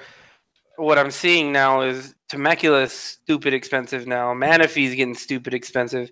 So this, I'm hoping this turns into. Yeah, I get it. Yeah, I'm hoping this because there's a lot of new houses being built here. Yeah. So I'm hoping that that's what happens here, so I can make some fucking money. Because what happened is you buy it, you sit on it for like 30, 40 years. Oh hell no! I'm just saying, and then I'm not saying you live there for that long, motherfucker. Just keep it for that long. Yeah. Rent that motherfucker out or whatever. Have a little fucking company take care of that shit, and then fucking 30 years from now, you flip that shit fucking 3 times what you paid for. So right now, and when you get less than you flip shit, because it's my first house, I didn't have to put a down payment down, which was normally what, like 2%, 3%, something. But because I didn't put a down payment, I have to have this thing called PMI, right? Private mortgage insurance. So instead of my mortgage being, I think it would have been like $1,500 a month, it's $2,148 until I get enough equity in the house that would have covered the down payment. Yep. And then I can refinance, lose the PMI, and my mortgage payment will be like $1,500, $1,600 a month. How long are we talking? It'll be months. Or are we talking? No. It depends on how the market goes, on how the housing prices go. If it goes up quickly, then my equity goes up. Yeah, basically. So it's kind of a gamble. It's not a gamble because I mean it's going to go up. Even if it goes down, it comes back up. Yeah, to get rid of PMI, he has to owe less than 80% of the value of the house. Yeah. So, yeah, exactly. 80%. If the value of this house goes up 20% in the next year, I can get rid of PMI. Yeah, exactly. But even with PMI, it's $2,148 a month. Yeah. I can't rent a fucking apartment big enough for all of us for that price. Damn, my mortgage, including my property taxes, is $800 a month. Yeah, that is including my property tax. That's including my property tax and my home insurance. Yep. Good. Yeah, we would have already paid our house off, except for that the payment with insurance and taxes is so cheap. Yeah, exactly. So what fucked people up was that they all got the ARM loans, right? I think they're ARM loans. Adjustable rate mortgage. Yeah, the adjustable loans. So when the housing crisis happened, and their cost of their fucking mortgage shot up, and they couldn't afford to live there anymore, even though the value of the house dropped. So that's why you never fuck with those unless you plan on selling that shit. Like, well, and flipping it. People that get ARM loans are people that shouldn't be buying a house in the first place. Exactly. Yeah. That's very true. Yeah. So for me, like even if there is a hit in the housing market, I don't have to worry about my cost going up. It stays the same, and with the way housing, it always goes back up. So it's just a matter of how high. So the thing with California is, since 2008, the cost of the property values have never gone down. It's consistently gone up since 2008. Well, it's because California needs that tax money. Yeah. And one of the big pushes right now is that they're seeing a big jump in people buying houses because there's no fucking rent control and there's not enough places to rent. And so the interest rates are starting to go back up. Yeah, and interest rates are starting to jump up now. So like when I got in on mine, it would, like, as soon as I got locked in, it already started going up again. I was like, oh, thank goodness. I'm looking forward to some of my safer investments actually making some freaking money now. Don't invest in a car. It's the worst investment you'll ever make in your whole life. Oh, no. I don't know. A motorcycle, yeah. And actually, boats are even worse than motorcycles. Boats are just a hole in the water that you throw money in. Yeah, so like I bought my bike in 2014, and I think I paid like $14,000 for it, and it's paid off. But now I think it's worth like $3,000. Yeah. Oh, your bike? Yeah. That's why I know how much your bike is worth, Mitch. That number is not very. I mean, it's okay. It's okay, but it's not good. It's not good. Here's definitely another thing I want to say. Like, fuck, I lost that much in fucking 4 years. Yes, sir. Yep. If you guys like ever want to get like a classic car or something, or like even just like a 90s car that you like a muscle car, sports car, whatever. Don't build one. You will lose your ass on money every single time, and labor, everything, unless it's like a super rare car. But even then, you'll still lose your ass. Damn, her mortgage is $550. Sorry, my dad's building a 70 Plymouth right now, and he's already put 11,000 into bodywork and paint, at least 6,000 into the motor and transmission, and with the labor and everything, like he's probably going to average out to about 37,000, something like that. Yeah, he'll never ever get his money back out of it. You might, after he dies and you're an old man, if you take care of it, you might get the money back out of it. Oh yeah, but we watched like Barrett Jackson and the Mikamoto auctions, and there was a 69 Roadrunner with a 383 4-speed factory car actually. It only went for like 28,000. Yep, something like that, 30,000. So if you're gonna get a classic car, get one that's already built, that's closest to your liking, and then do your own personal. Let somebody else get really passionate about it, and sink all the money into it, and take the loss on it. Yeah, that's the way to do it, man. Mm-hmm. And then you reap the benefits. I mean, even if you look up hot rods that are just like just like the typical ones where it's like an old Ford T-Bucket with the flames and everything, motor sticking out, whatever. You can find those for like 13 grand on Craigslist. Oh yeah, because you realize how many Model A's and Model T's Ford made? They made millions of them. Mm-hmm. Oh really? Those cars aren't worth anything, man. Wait, you talking about the originals? Yeah, the original Model T's and Model A's. Ford made millions of those. Well, they were the first production line vehicle, right? Yeah, exactly. They're just pumping them out. Dude, my uncle had a 1930 Model A, an original driver that he bought for like $6,000, and he sold it for $8,000. And it was in a couple of movies, I mean, it's just those cars are sinking money into those is one of the biggest gambles in classic cars. There are a few where you might do okay, like if you like a coupe, like a 32 coupe or something like that, something that's real iconic people want. But otherwise, man, you're gonna lose your ass. Graffiti or something. Yeah, exactly. So in other words, ladies and gentlemen, if you have the chance to buy a 427 Shelby Cobra for less than $1 million, do that. No, but seriously, like even with my Scamp, I'm realizing that now. I bought it for $2,800, put $700 in the exhaust, or a little over $700 in the motor, $1,400 in the bodywork, and just in parts, money, and labor, I'm only selling it for like $6 grand. Mm-hmm. And so I'm losing like $2,000. Exactly. See, you spent all of this money after you bought the car? Yeah. It was a project car, yeah. It was like upper red. Come on. It's like buying a Harley. You buy the base model knowing that you're going to put $10,000 worth of chrome on. It's fucking stupid. But you know what? I've done that. I've totally done that with cars. While I was in Japan, I was fucking putting turbo kits, blase fucking blind. Yeah, a lot of money. It was fun. There was a turbo kit I found for my truck on Facebook. Like he had everything already bent, and it was in a truck like mine already. He still wanted like $1,400 for it. I'm like, yeah, fuck that. Yeah, but the problem is, how you gonna you gotta tap a hole into the motor for an oil line though.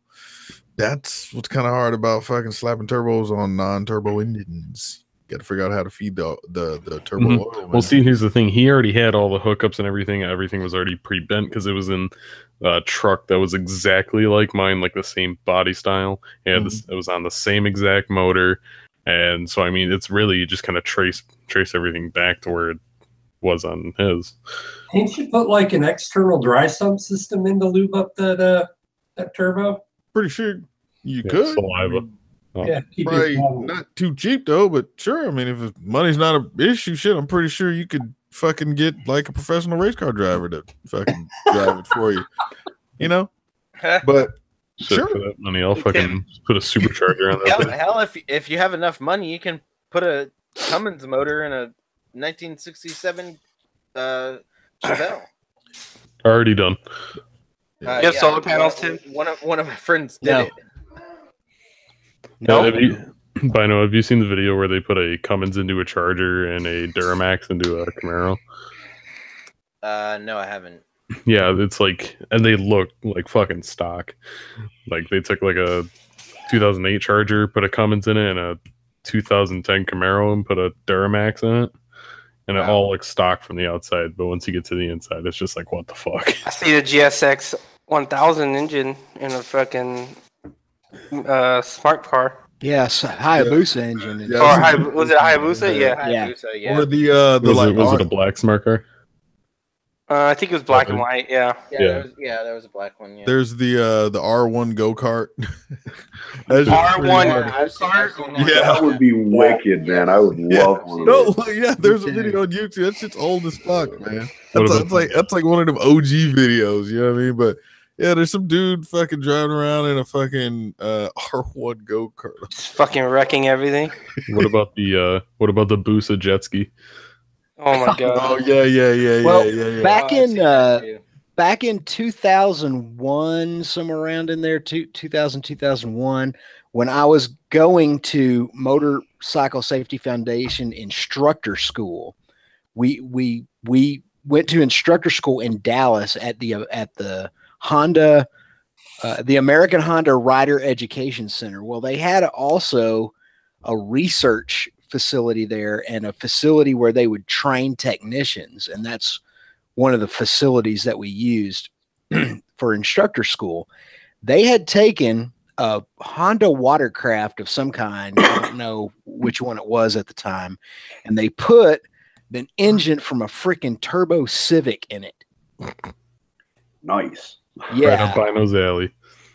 Yeah, and obviously it never went to market that I know of, but I've got pictures of it somewhere that I took with an actual film camera back then.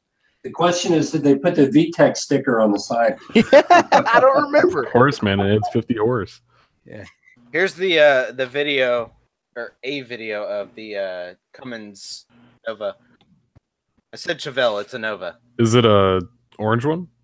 It's bright lime green. Okay, because I went to, like I said, when I went to Mickham, down in Schaumburg, Illinois, there was an orange one there, and oh my gosh, this thing looked like this thing insane. is a monster, dude. It does fucking 4 seconds in an 8 mile. So oh my god,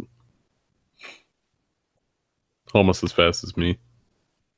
Whenever you it's a lot of horsepower. Whenever you're fucking. Hell yeah, brother. Do about 4 seconds. Yep. You know what? I've never accelerated that fast, but I would love to. Not gonna lie. I want to ride in a demon. Well, I mean, all you got to do is have a little dick and be very sensitive, and you can come within like 30 seconds. Red can't do that. Come on. That's why I'm laughing. Just saying, man. Just run it out there. But still, like I'm not gonna lie, like I do want to own something that's like 800 horsepower, right? Like something that's something nasty. Go buy a Dodge Demon. No, I don't want factory fucking 800 horsepower unless you want a factory car that is a wheelie. No, fuck that. Because that's all it does. I mean, go get an SRT AG and drop a 426 stroker into it, motherfucker, at 45 and see what happens. Like, no, I'm good. Car's built to go straight in a. No, I'm good. Go get an SRT AG and drop a 426 stroker. The only American car I'd be fucking with would be like a fucking RS, dude. Ford RS built, yeah. That's it. I actually like that. Fuck all-wheel drive. Well, I mean, yeah, dude. you can always just save up your money and get a Koenigsegg. I mean, yeah, right. You might have it in another 7, 8 years. Get on that shit. You could probably settle with a Bugatti. I mean, yeah. Instead of spending the money on a Koenigsegg, you could get a Bugatti. Why not just get a Pagani? No, unfortunately, bank account don't work that way. I'm just gonna wait for Kenny to get his H2. That's all I need. Speed I need. You could always buy. You could always buy a fucking a Dodge Tomahawk. Oh my god, those things are sick. What is that? It is a 700 horsepower 4-door Jeep, dude. Oh, okay, yeah. What? Yeah, What? No, it's a motorcycle, no, it's right? a motorcycle. It's a four-wheeled motorcycle. no. Oh, I'm thinking of the Trackhawk. My bad. Is that the one with the Viper engine in it? Yeah. Yes. Yeah, it's a It has- four-wheeled motorcycle motorcycle built with a Viper around motor. a Viper motor. No, Thing's I'm good. definitely not made to turn. That thing's. Oh, it's very meant to turn. It's a mechanical abomination, is what it is. But that's okay because that's what Dodge is known for. Oh shit! Oh. V10 SRT. I actually Jesus saw. Christ. I actually saw a Dodge Viper yesterday, and I almost screamed in my jeans. It was Well, things are like I saw one today. you can buy them cheap now. They're so awesome. Well, what's cheap to you? You can get them for like 40 grand. I think I saw. Okay, so cheap for me is like $5. So I mean, when you look at what the original cost of it, when you look at what the original cost of it versus what you can buy it for now, yeah, it's definitely. cheap for pretty me is about 7.5 barbecue potato chips. I mean, I'm not gonna go buy a fucking car that's fucking 40, 50 grand. But No, but yes, you're right. It is cheap compared to. I mean, it's a how when was the last Viper made? 2000. No, a couple. I think they still make them.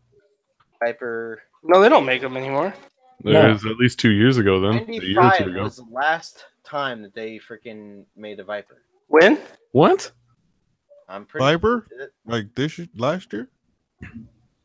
Okay, never mind. No, 2017 was the last year. Yeah. Oh shit! because that was the last big year of the ACR. Oh, really? I remember the review. Yeah, and Okay. that car is still fast as a motherfucker. Like You know what's around, funny is you don't like around Nürburgring or some shit. That car's Oh like, yeah. yeah, You know, car's fast you know as what's hilarious okay, too? It's so- it's considered as a muscle car. Yeah. It's a factory built race car, is what it is. Okay, pretty so much. I remember them back in the day, which is like 2005. But yeah, they the production was from 91 to 2010. Then they took a break, and then it was 2012 to 2017. Yeah, that's when they switched to the new body style. Which I mean, I don't know about that, but I my like the personal old body favorite is style. 2008. I like the 2008 ACRs. Yeah. Tim, know what can you buy that bike? Like, could no, I no, you okay. cannot. No, you No, you can't. can't. It was There was only, like, built. There was The only like Tomahawk, 10 the made. Tomahawk was built 100% as a publicity stunt. Doesn't They- I don't have one? He might, but I mean, it's not. It was not a mass-produced vehicle, is what I'm trying to There was say. only I'm a surprised couple Jay made. Leno doesn't have it. I know, right? Yeah, Right. they I know only he's got built, that. they jet only engine built one. Might. a few of them. Yeah, He has You know that what? jet engine one. You know what? That bike was probably made by somebody at the Dodge fucking factory saying, "Bet you can't build a bike." Fucking watch me. yeah, it was a Hold my beer. special project. Look, Didn't at Lotus make a fucking bike too? My buddy's got a Lotus I don't Evora. know. He's got like hey. a brand new Lotus Evora. Yeah, they did. They have. Well, I think it was a concept bike, but they did make one. The C01. I think that's what it's called. Yo, have you guys ever been on that That side shit of looks YouTube clean. Oh. where you end up looking up like top 10 whatever the fucks and Top 10 anime betrayals. what? Anime, bro, that's a little too specific. Look at that What bike, the though, fuck is you dude. looking at? Anyways, but Look at that bike though. That shit is fucking sick. anyways, but I came across some videos where you like I found out that like car companies like Mercedes and shit will end up like making a bicycle Yeah. Yeah. out of some random shit, and the bicycle be like fucking $22,000, and you're like, wait, Yeah. There what were the fuck only did Mercedes, you know, but How Harley Davidson ended up making an F-150. there were only 9. yeah, how did that happen? That's a damn good question. There were only 9 Dodge Tomahawks sold. Yeah, yeah, it's a non-street legal concept vehicle produced in 2003. And they were sold at like $400,000 to $500,000. so It does have one. But right Jay Leno now, does have one. they're probably Okay. worth Oh, he does. Yeah. tens of millions of dollars now because they're so rare. But So here's my question: what happens if you need some tires or something? Because that shit don't look like you can go pick Oh. up a 22 If inch you- that's if you have- 100 fucking wide. You know what I mean? Like, if you have the money to buy a Dodge Tomahawk, Yeah, you're I don't not think you're worried too about worried the about the price price. of tires. Yo, what the fuck? I'm looking at my window right now. It's like just started dumping rain and thunderstorm, and it's like almost it's past fucking midnight. There's two guys riding on bicycles. Yeah. Those are the guys you gotta worry about. They're gonna steal my fucking hood ornament. That Red, that's like asking the question, okay, if I buy a mansion, how am I gonna clean the whole fucking thing every single day? You don't. You buy a mansion and you're gonna have a fucking maid clean your house. Or maybe I'm just a cheap son of a bitch. Just saying, you're not gonna worry about the price of tires. I would like to buy one mansion and one janitor's cart, please. Right. And all the accoutrements. And all of the chromosomes. I need lots of Lysol and Sprayway and some feather dusters. And maybe a broom or 3. I'd like to buy some condoms, cucumbers, and lube. Sounds like you're gonna have a good night. Right? And it sounds by the sounds of it, you're probably And gonna if you get reuse hungry- those cucumbers. I sure am. Get hungry, you got a snack. Exactly. That's why he wants to use the condoms, is because he's gonna reuse them. Yeah. That's like this girl I used to work with. She told me one time, she said, Did she fuck herself with cucumbers? no, she didn't, but she said, hey, man, she said, hey, let me ask you a question. Can I ask you a personal question? I said, yeah. She said, when I was out of town over the weekend, I came home and I found in the waste basket in the bathroom some used condoms that my boyfriend obviously used. And I was like, uh-oh. And she said, so I confronted him about it and I asked him about it. And I said, what's the deal with these used condoms? What were you doing? And he said, oh, sweetheart, well, you were away. And so I used those condoms to masturbate with. And she was like, so my question to you is, have you ever done that? And I was like, oh yeah. And she said, oh, you've used condom to masturbate? And I said, no, I thought you meant have I ever lied to my girlfriend before.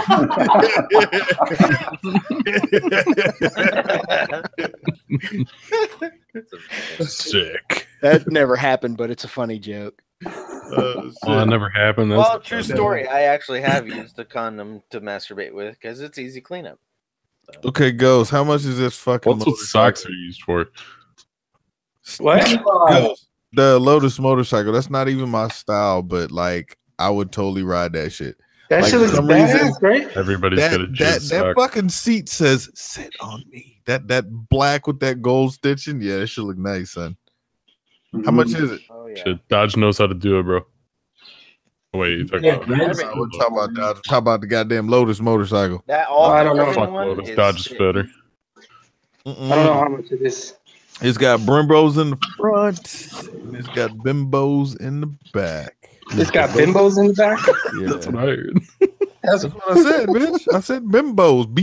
Man, come on now. Wow, 200 horsepower V-twin. Rolling shocks. That's Yep, it. yeah, that's the big thing. I'm like, Olin's, yeah, them shits is not cheap. 200, yeah, approximately 200 horsepower, so 170 something. They took it to the specific area, add a little race fuel, and oh, look at that, probably like 200.1, and Ghost. they said approximate Ghost, what are you gonna do whenever those palm trees grow up? 181 kilos. You know, I got to figure out because I might pull these out. Those things are gonna grow up and they're gonna destroy that freaking concrete. Oh man, Yeah, old They as- were already in here. So what I've been told is there's certain palm trees that don't grow any more than this. So I need to figure out if these are them or I'm just gonna pull them out. You need an Queen arborist. palms don't grow that tall. It's okay, bro. What? Just grow them out all the way. They're called queen palms. They don't grow that tall. Yeah. Hey, Ghost, look, this was. Oh, they don't grow this tall. Well, they don't get like tall like regular palm trees do. Yeah. So that's what I need to find out if that's what these are. Nah, don't worry about it. Let them go. Well, you got the tent too, Ghost. We having a pool party at your house, Yeah, son. I pulled this out because the I'm ground was getting hot. Look, I'm SCMM bringing the 2018, hose. we're going over Like to Ghost. it's the you supply the alcohol and everything. Just trying I'm to pay bringing for the my turntable. plane ticket. So you got lights out too? Check it out. He got light too, man. Come on, Ghost. All right, look, next We about to weekend get is hella going hoes down over there, bro. Ghost Ninja's house. I'll put his address and everything out on Instagram. Make sure y'all just invite yourself. Come through. But we're gonna call it a potluck party, so everybody gonna have to bring some kind of snackable item. And BYOB. We're gonna get, and then that's I'll a bring little beer water. and a can of Doritos. There's a little waterfall over there too, right there. Is it okay if I bring a non-family size bag of Tostitos with? Tostitos, man. What? Are you bringing something to dip them bitches in, or are you just bringing? Yeah, he just. You know what? Like I would be.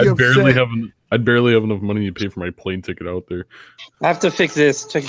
Shit, you're lucky to get Tostitos, man. I could get the fucking Aldi brand.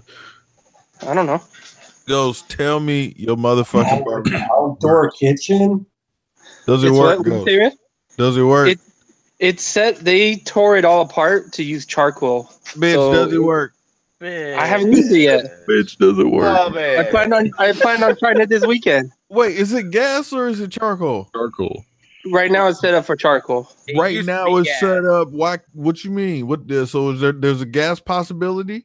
Yes, they took it all out. They took all the wires out. Pellets are better. Oh, so it was broken.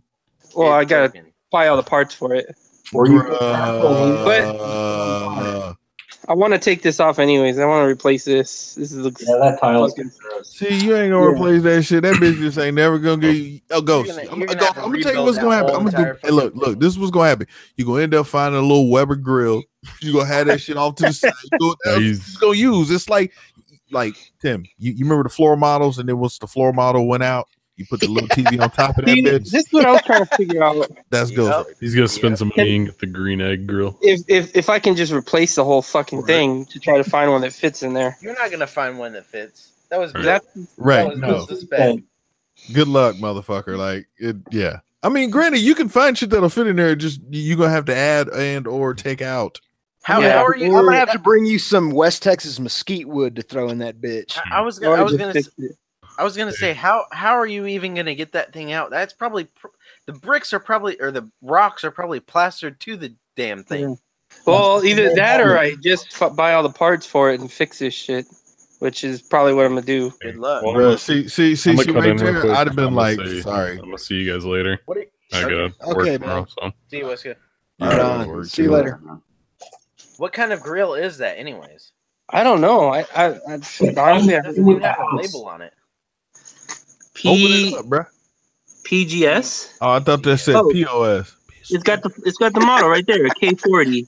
K40. Hold on. Someone Google this. PGS K40. PGS K. P is in.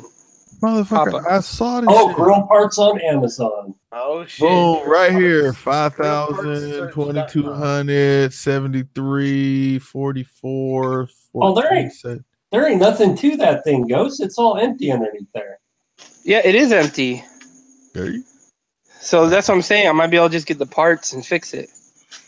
All right, brother. Good luck, man. Don't call me because I don't do that shit. But when you want to cook, though, I'm down. He's gonna call you. Coming from a guy that can't even change his own oil. Check this out, Ray. He ain't gonna be able to fix a grill. The motherfucker put, got misters. Wait, hold on. What am I looking at? You got what? Oh, yeah. Because what is it? The devil's ass out there right now? Like no. It's been like 90. It's 90, bitch. You want 90 today? Like, see, no. See, you need misters. I don't. I'll just jump in here though. That's all. Okay.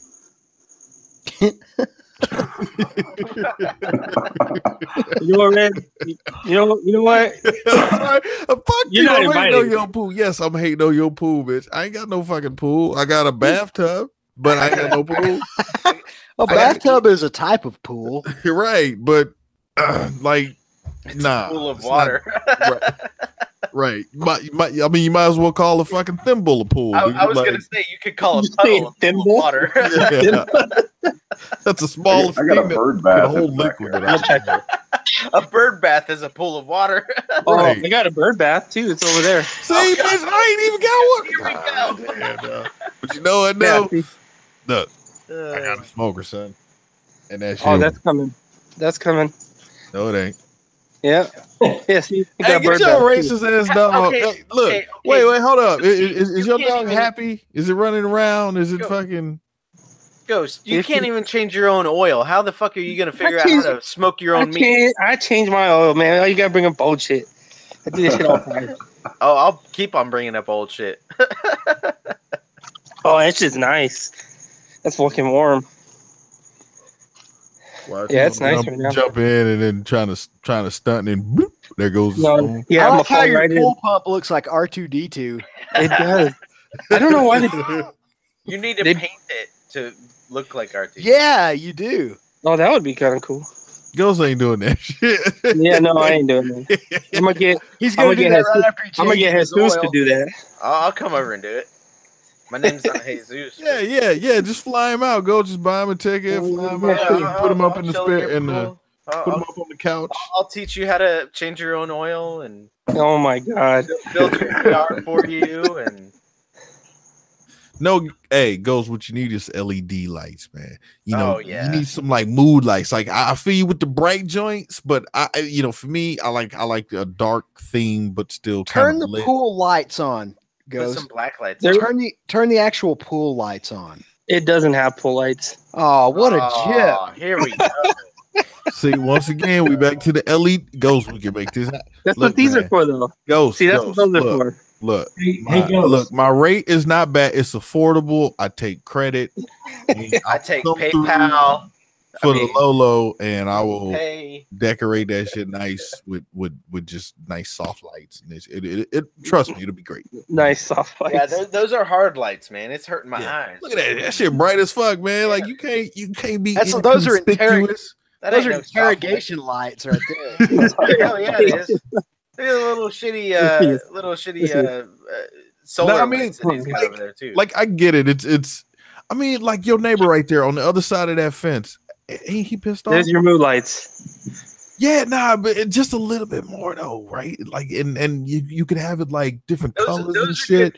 Those are good for skinny dipping. Those aren't good for like if you want to hang out in the pool and drink and chill with your buds. You know, stuff like that, man. But yeah, that is if when you're you gonna over go there out trying to skinny like dipping with your wife. Those are good, but right. Yeah, you trying to hey, come on, baby. You know what I'm saying? The kids are asleep. Come on, baby. Oh, get the fuck out of here. Come on, baby. Work hard, man. Look, it's a pool. Hey, Ghost. Yeah. I have a place on the internet that has that grill brand new for $730. Brand new. And look, and he's only gonna charge you $850. Well, it was that in this kitchen that got us. This kitchen's dope. That is a nice kitchen. I know, 2 ovens. Yeah, it's a double oven. Bro, what are you ever gonna be trying to cook lasagna and cookies at the same time? You better start learning how to cook. That's a nice top though. That's a nice freaking. I like that backsplash too. Yeah, it's dope. Yeah, that's pretty cool. But Ghost, I like. Look at all the fucking cabinets. Like, this is ridiculous. For real. Like, I like those cabinets. That's nice. Is that real cherry? No, it's not. That's stained pine. It's probably laminate. Look at that fucking Ghost. Ghost is over there like, man, I don't even have that many cups, man. Shit. Babe, we got to go buy more cups and bowls and plates and shit. We got to fill everything up. Which is we went and bought like fucking three packs of everything because we were like, damn, we gotta fill all this shit up. Don't go getting in a hurry to fill it up because they'll all be full. No. Yeah. What kind of knife set is that? That's a nice set of Tupperware you got there. That's Chicago. Hey, that's some shit. Yeah, I got some Chicago cutlery. Oh, is this what you're looking at, Red? Yeah, look at that there. That purple back. Yeah, man. Yeah. You gotta have that on tap. Look at that colander. No, Ghost. Yeah. Just look at it. Just imagine having liquor on tap in your house, like your favorite liquor. You mean like goat? No, he didn't have it on tap, but I mean, if it was cheap enough, he definitely would have. You could have one of those Jägermeister Man, taps. we're where getting the you fucking turn the 4 MTV bottles Crest upside down tour. on the top. Thing was awesome. It's full right now because we don't have nowhere to put all this shit. I was gonna say, why the fuck the car is outside, but the bike is, bruh. It's because we have all this. We just put it all in. We haven't figured everything out yet. Go We haven't even put there the a treadmill week, together. son. Go The spend there a bike week, is more son. important than. I've been working. Yeah, the bike's more important.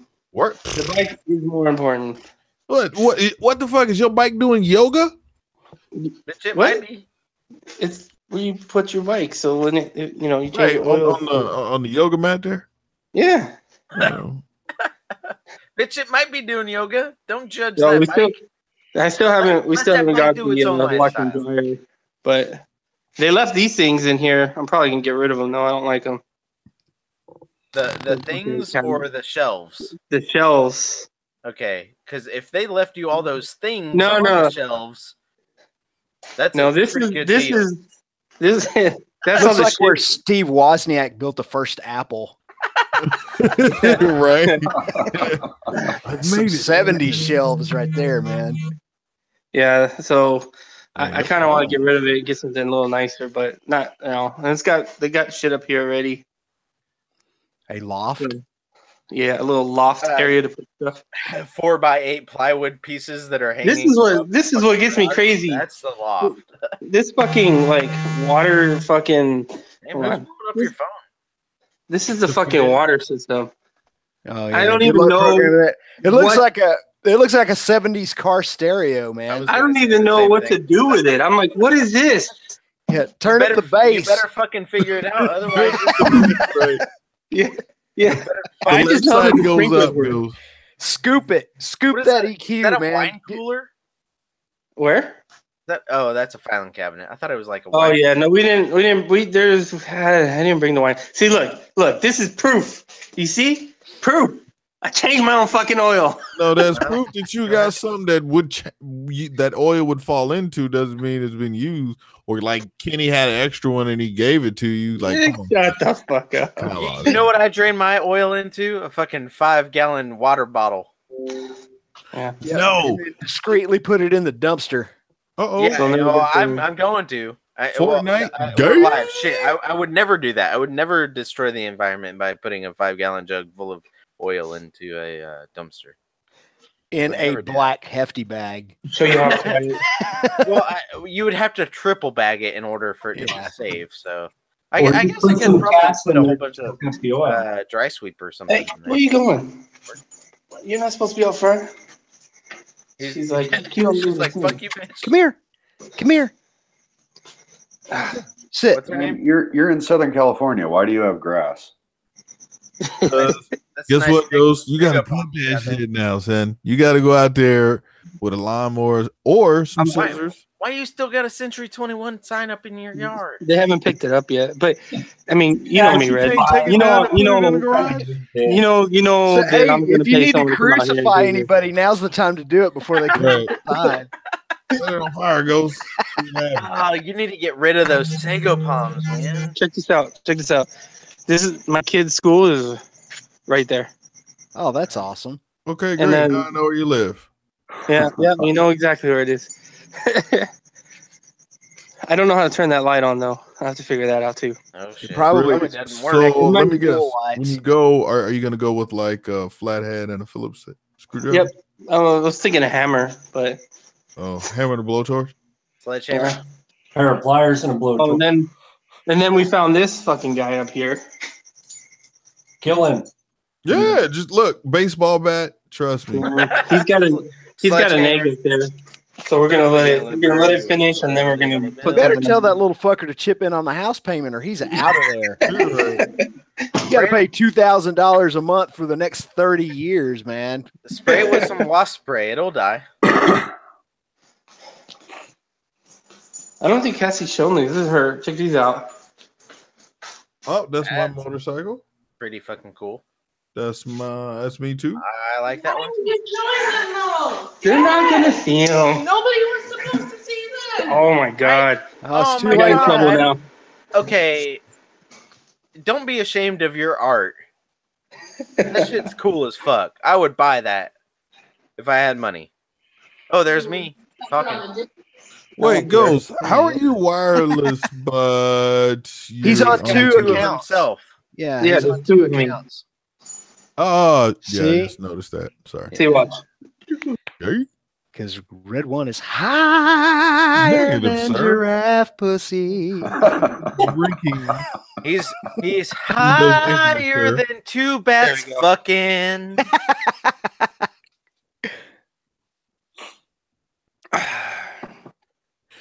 So when next weekend goes? Cool. Hey, Ghost. Yeah, I left my vape outside. Shit. Who was that was ashamed Gotta of go get their it, man. art? Oh, it was my daughter. That was your daughter? Tell her Yeah. not to be ashamed of her art. That shit's cool as fuck, man.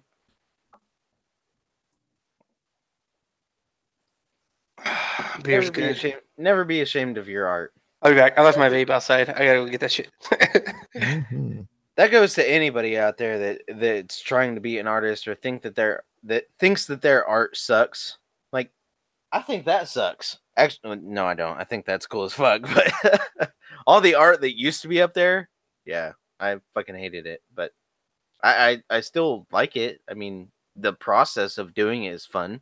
So what I'm saying is, don't fucking hate your art. It's a learning process. Love your art, hate yourself. Yes, That's how to be a true artist. You have Yes. to love your art and hate yourself. Yes, because that's how you make true art, by hating yourself. I mean, Tim, you can appreciate that. Your art is different than mine, but I mean, you're an artist yourself. You're a guitar player. You're in a band. I mean, A musician. Yeah. a musician. That's the word I And was. I did Did he graphic say arts. guitar player? Hey, that's cool. Yeah. Not a Guitar player. guitarist, but a No, and I did graphic arts in advertising professionally for 15 years. So yeah, I mean, it's all There's that about. It's a too. different type of art. Commercial art, obviously, a very different type of Right. art. But yeah, Right. yeah, it's kind of the way it goes. Artists tend to be tortured people, man, because Yeah. we imagine things and we're not really good at imagining things. But when you're good at imagining things, you have a tendency to sometimes imagine bad things. And then whenever you put that art into reality, whether it be through music, whether it be through a painting or drawings or whatever your media is, you tend to hate it because deep down you kind of hate yourself a little bit.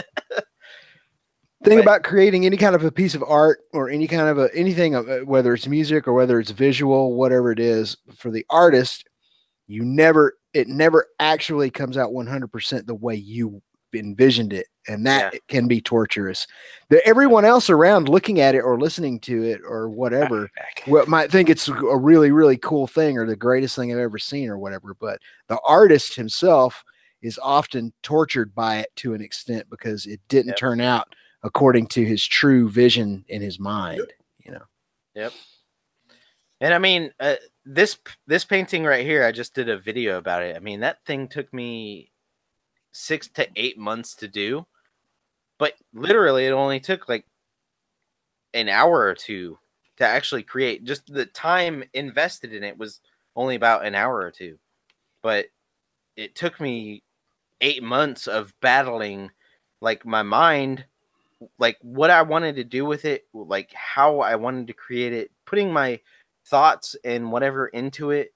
I mean, it was a battlefield to even create it, and it doesn't even show up great on the camera as I'm looking at it right now, but I mean, in person it looks great, but Nothing looks good on Google Streams, though. no, it doesn't. It looks like a fucking green and white piece of shit grid thing. Looks like somebody smashed an ice cream cone onto the wall. Yeah, it does on stream, but you look at it in person, it looks really good, and I'm actually really proud of it. But Did you do the bino above that too? yes, I did. I actually made one for. I made the same thing for Nero and Cowie, but I have yet to send that shit out. It's been a year since I made that shit for Nero and Cowie, It's sitting right here behind my computer. Still haven't sent it out. One day though. One day they'll get their art that I gave them. And I did a giveaway for the other paintings that were on my wall. Red One, you've seen the way that my wall used to look, and a couple of other people have seen the way my wall used to look. But so I'm doing I did a giveaway, and yeah, whenever the money comes in, I'll send everything out. But money. For shizzle dizzle. Yeah. All right, boys. It's I was 1 just o'clock in the about to morning say in Texas, and I am going to dip. All right, buddy. Have a good one. You bet. Enjoyed it. Good hanging All right, with you Tim. guys. Later, man. Talk See to you you, Tim. later. I was just about to say the same shit, like stuff things going down. Yeah. Okay. I was about to do the same thing. Play some games. No ghosts. What? See, hear that, ladies and gentlemen? He'd rather play video games than hang out with y'all. Oh, get the fuck out of here. Big move, people. So I'll see you over there. We playing? What are we playing? See, what the fuck you talking about? We play some games? Or what? Shit. No, bitch. Okay. Anyways, all right, guys. I'm gonna end it. This is your hangout. This is your Yes, bro. yeah, I was gonna keep it short tonight. But that wasn't in the title. I bought a Oh, house. I didn't know I had to be fucking in the You know title. what I'm saying? But hey, like it's cool. But Hey, ladies it's been and gentlemen, going on Ghost- for like 3 hours, so I mean, he's yeah. good. So, but I'm gonna dip out first. So talk to y'all later. Peace. Yeah. All right. Hell, he was only here for like an hour. I know. Winner. Quitter. Yes, it's fucking nice out right now. Yeah. You gonna go jump in the pool? I was thinking about it actually. I was like, I would rather you say I'm gonna go jump in the pool than you say I'm gonna play video games. I just got this mental. If you would, I would have had more respect for you if you would have said, you know what, guys, I just got this house. I'm gonna go jump in the no, pool. because But someone no. would have been like, okay, do it live though. Well, fuck them. Fuck them. You could have just said, no, I'm not going to go on live or whatever, but no. Well, my phone is waterproof. I just got this image. But you said, I'm going to go play video games. You just got what? What? I didn't catch what you said. Oh, I was about to say I got this image of Ghost on a little floaty in the pool playing video games. With a beer. Beer. Playing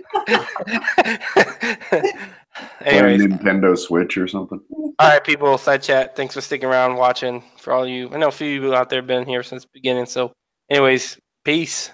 Appreciate it, man. Thanks for the invite. Good chat.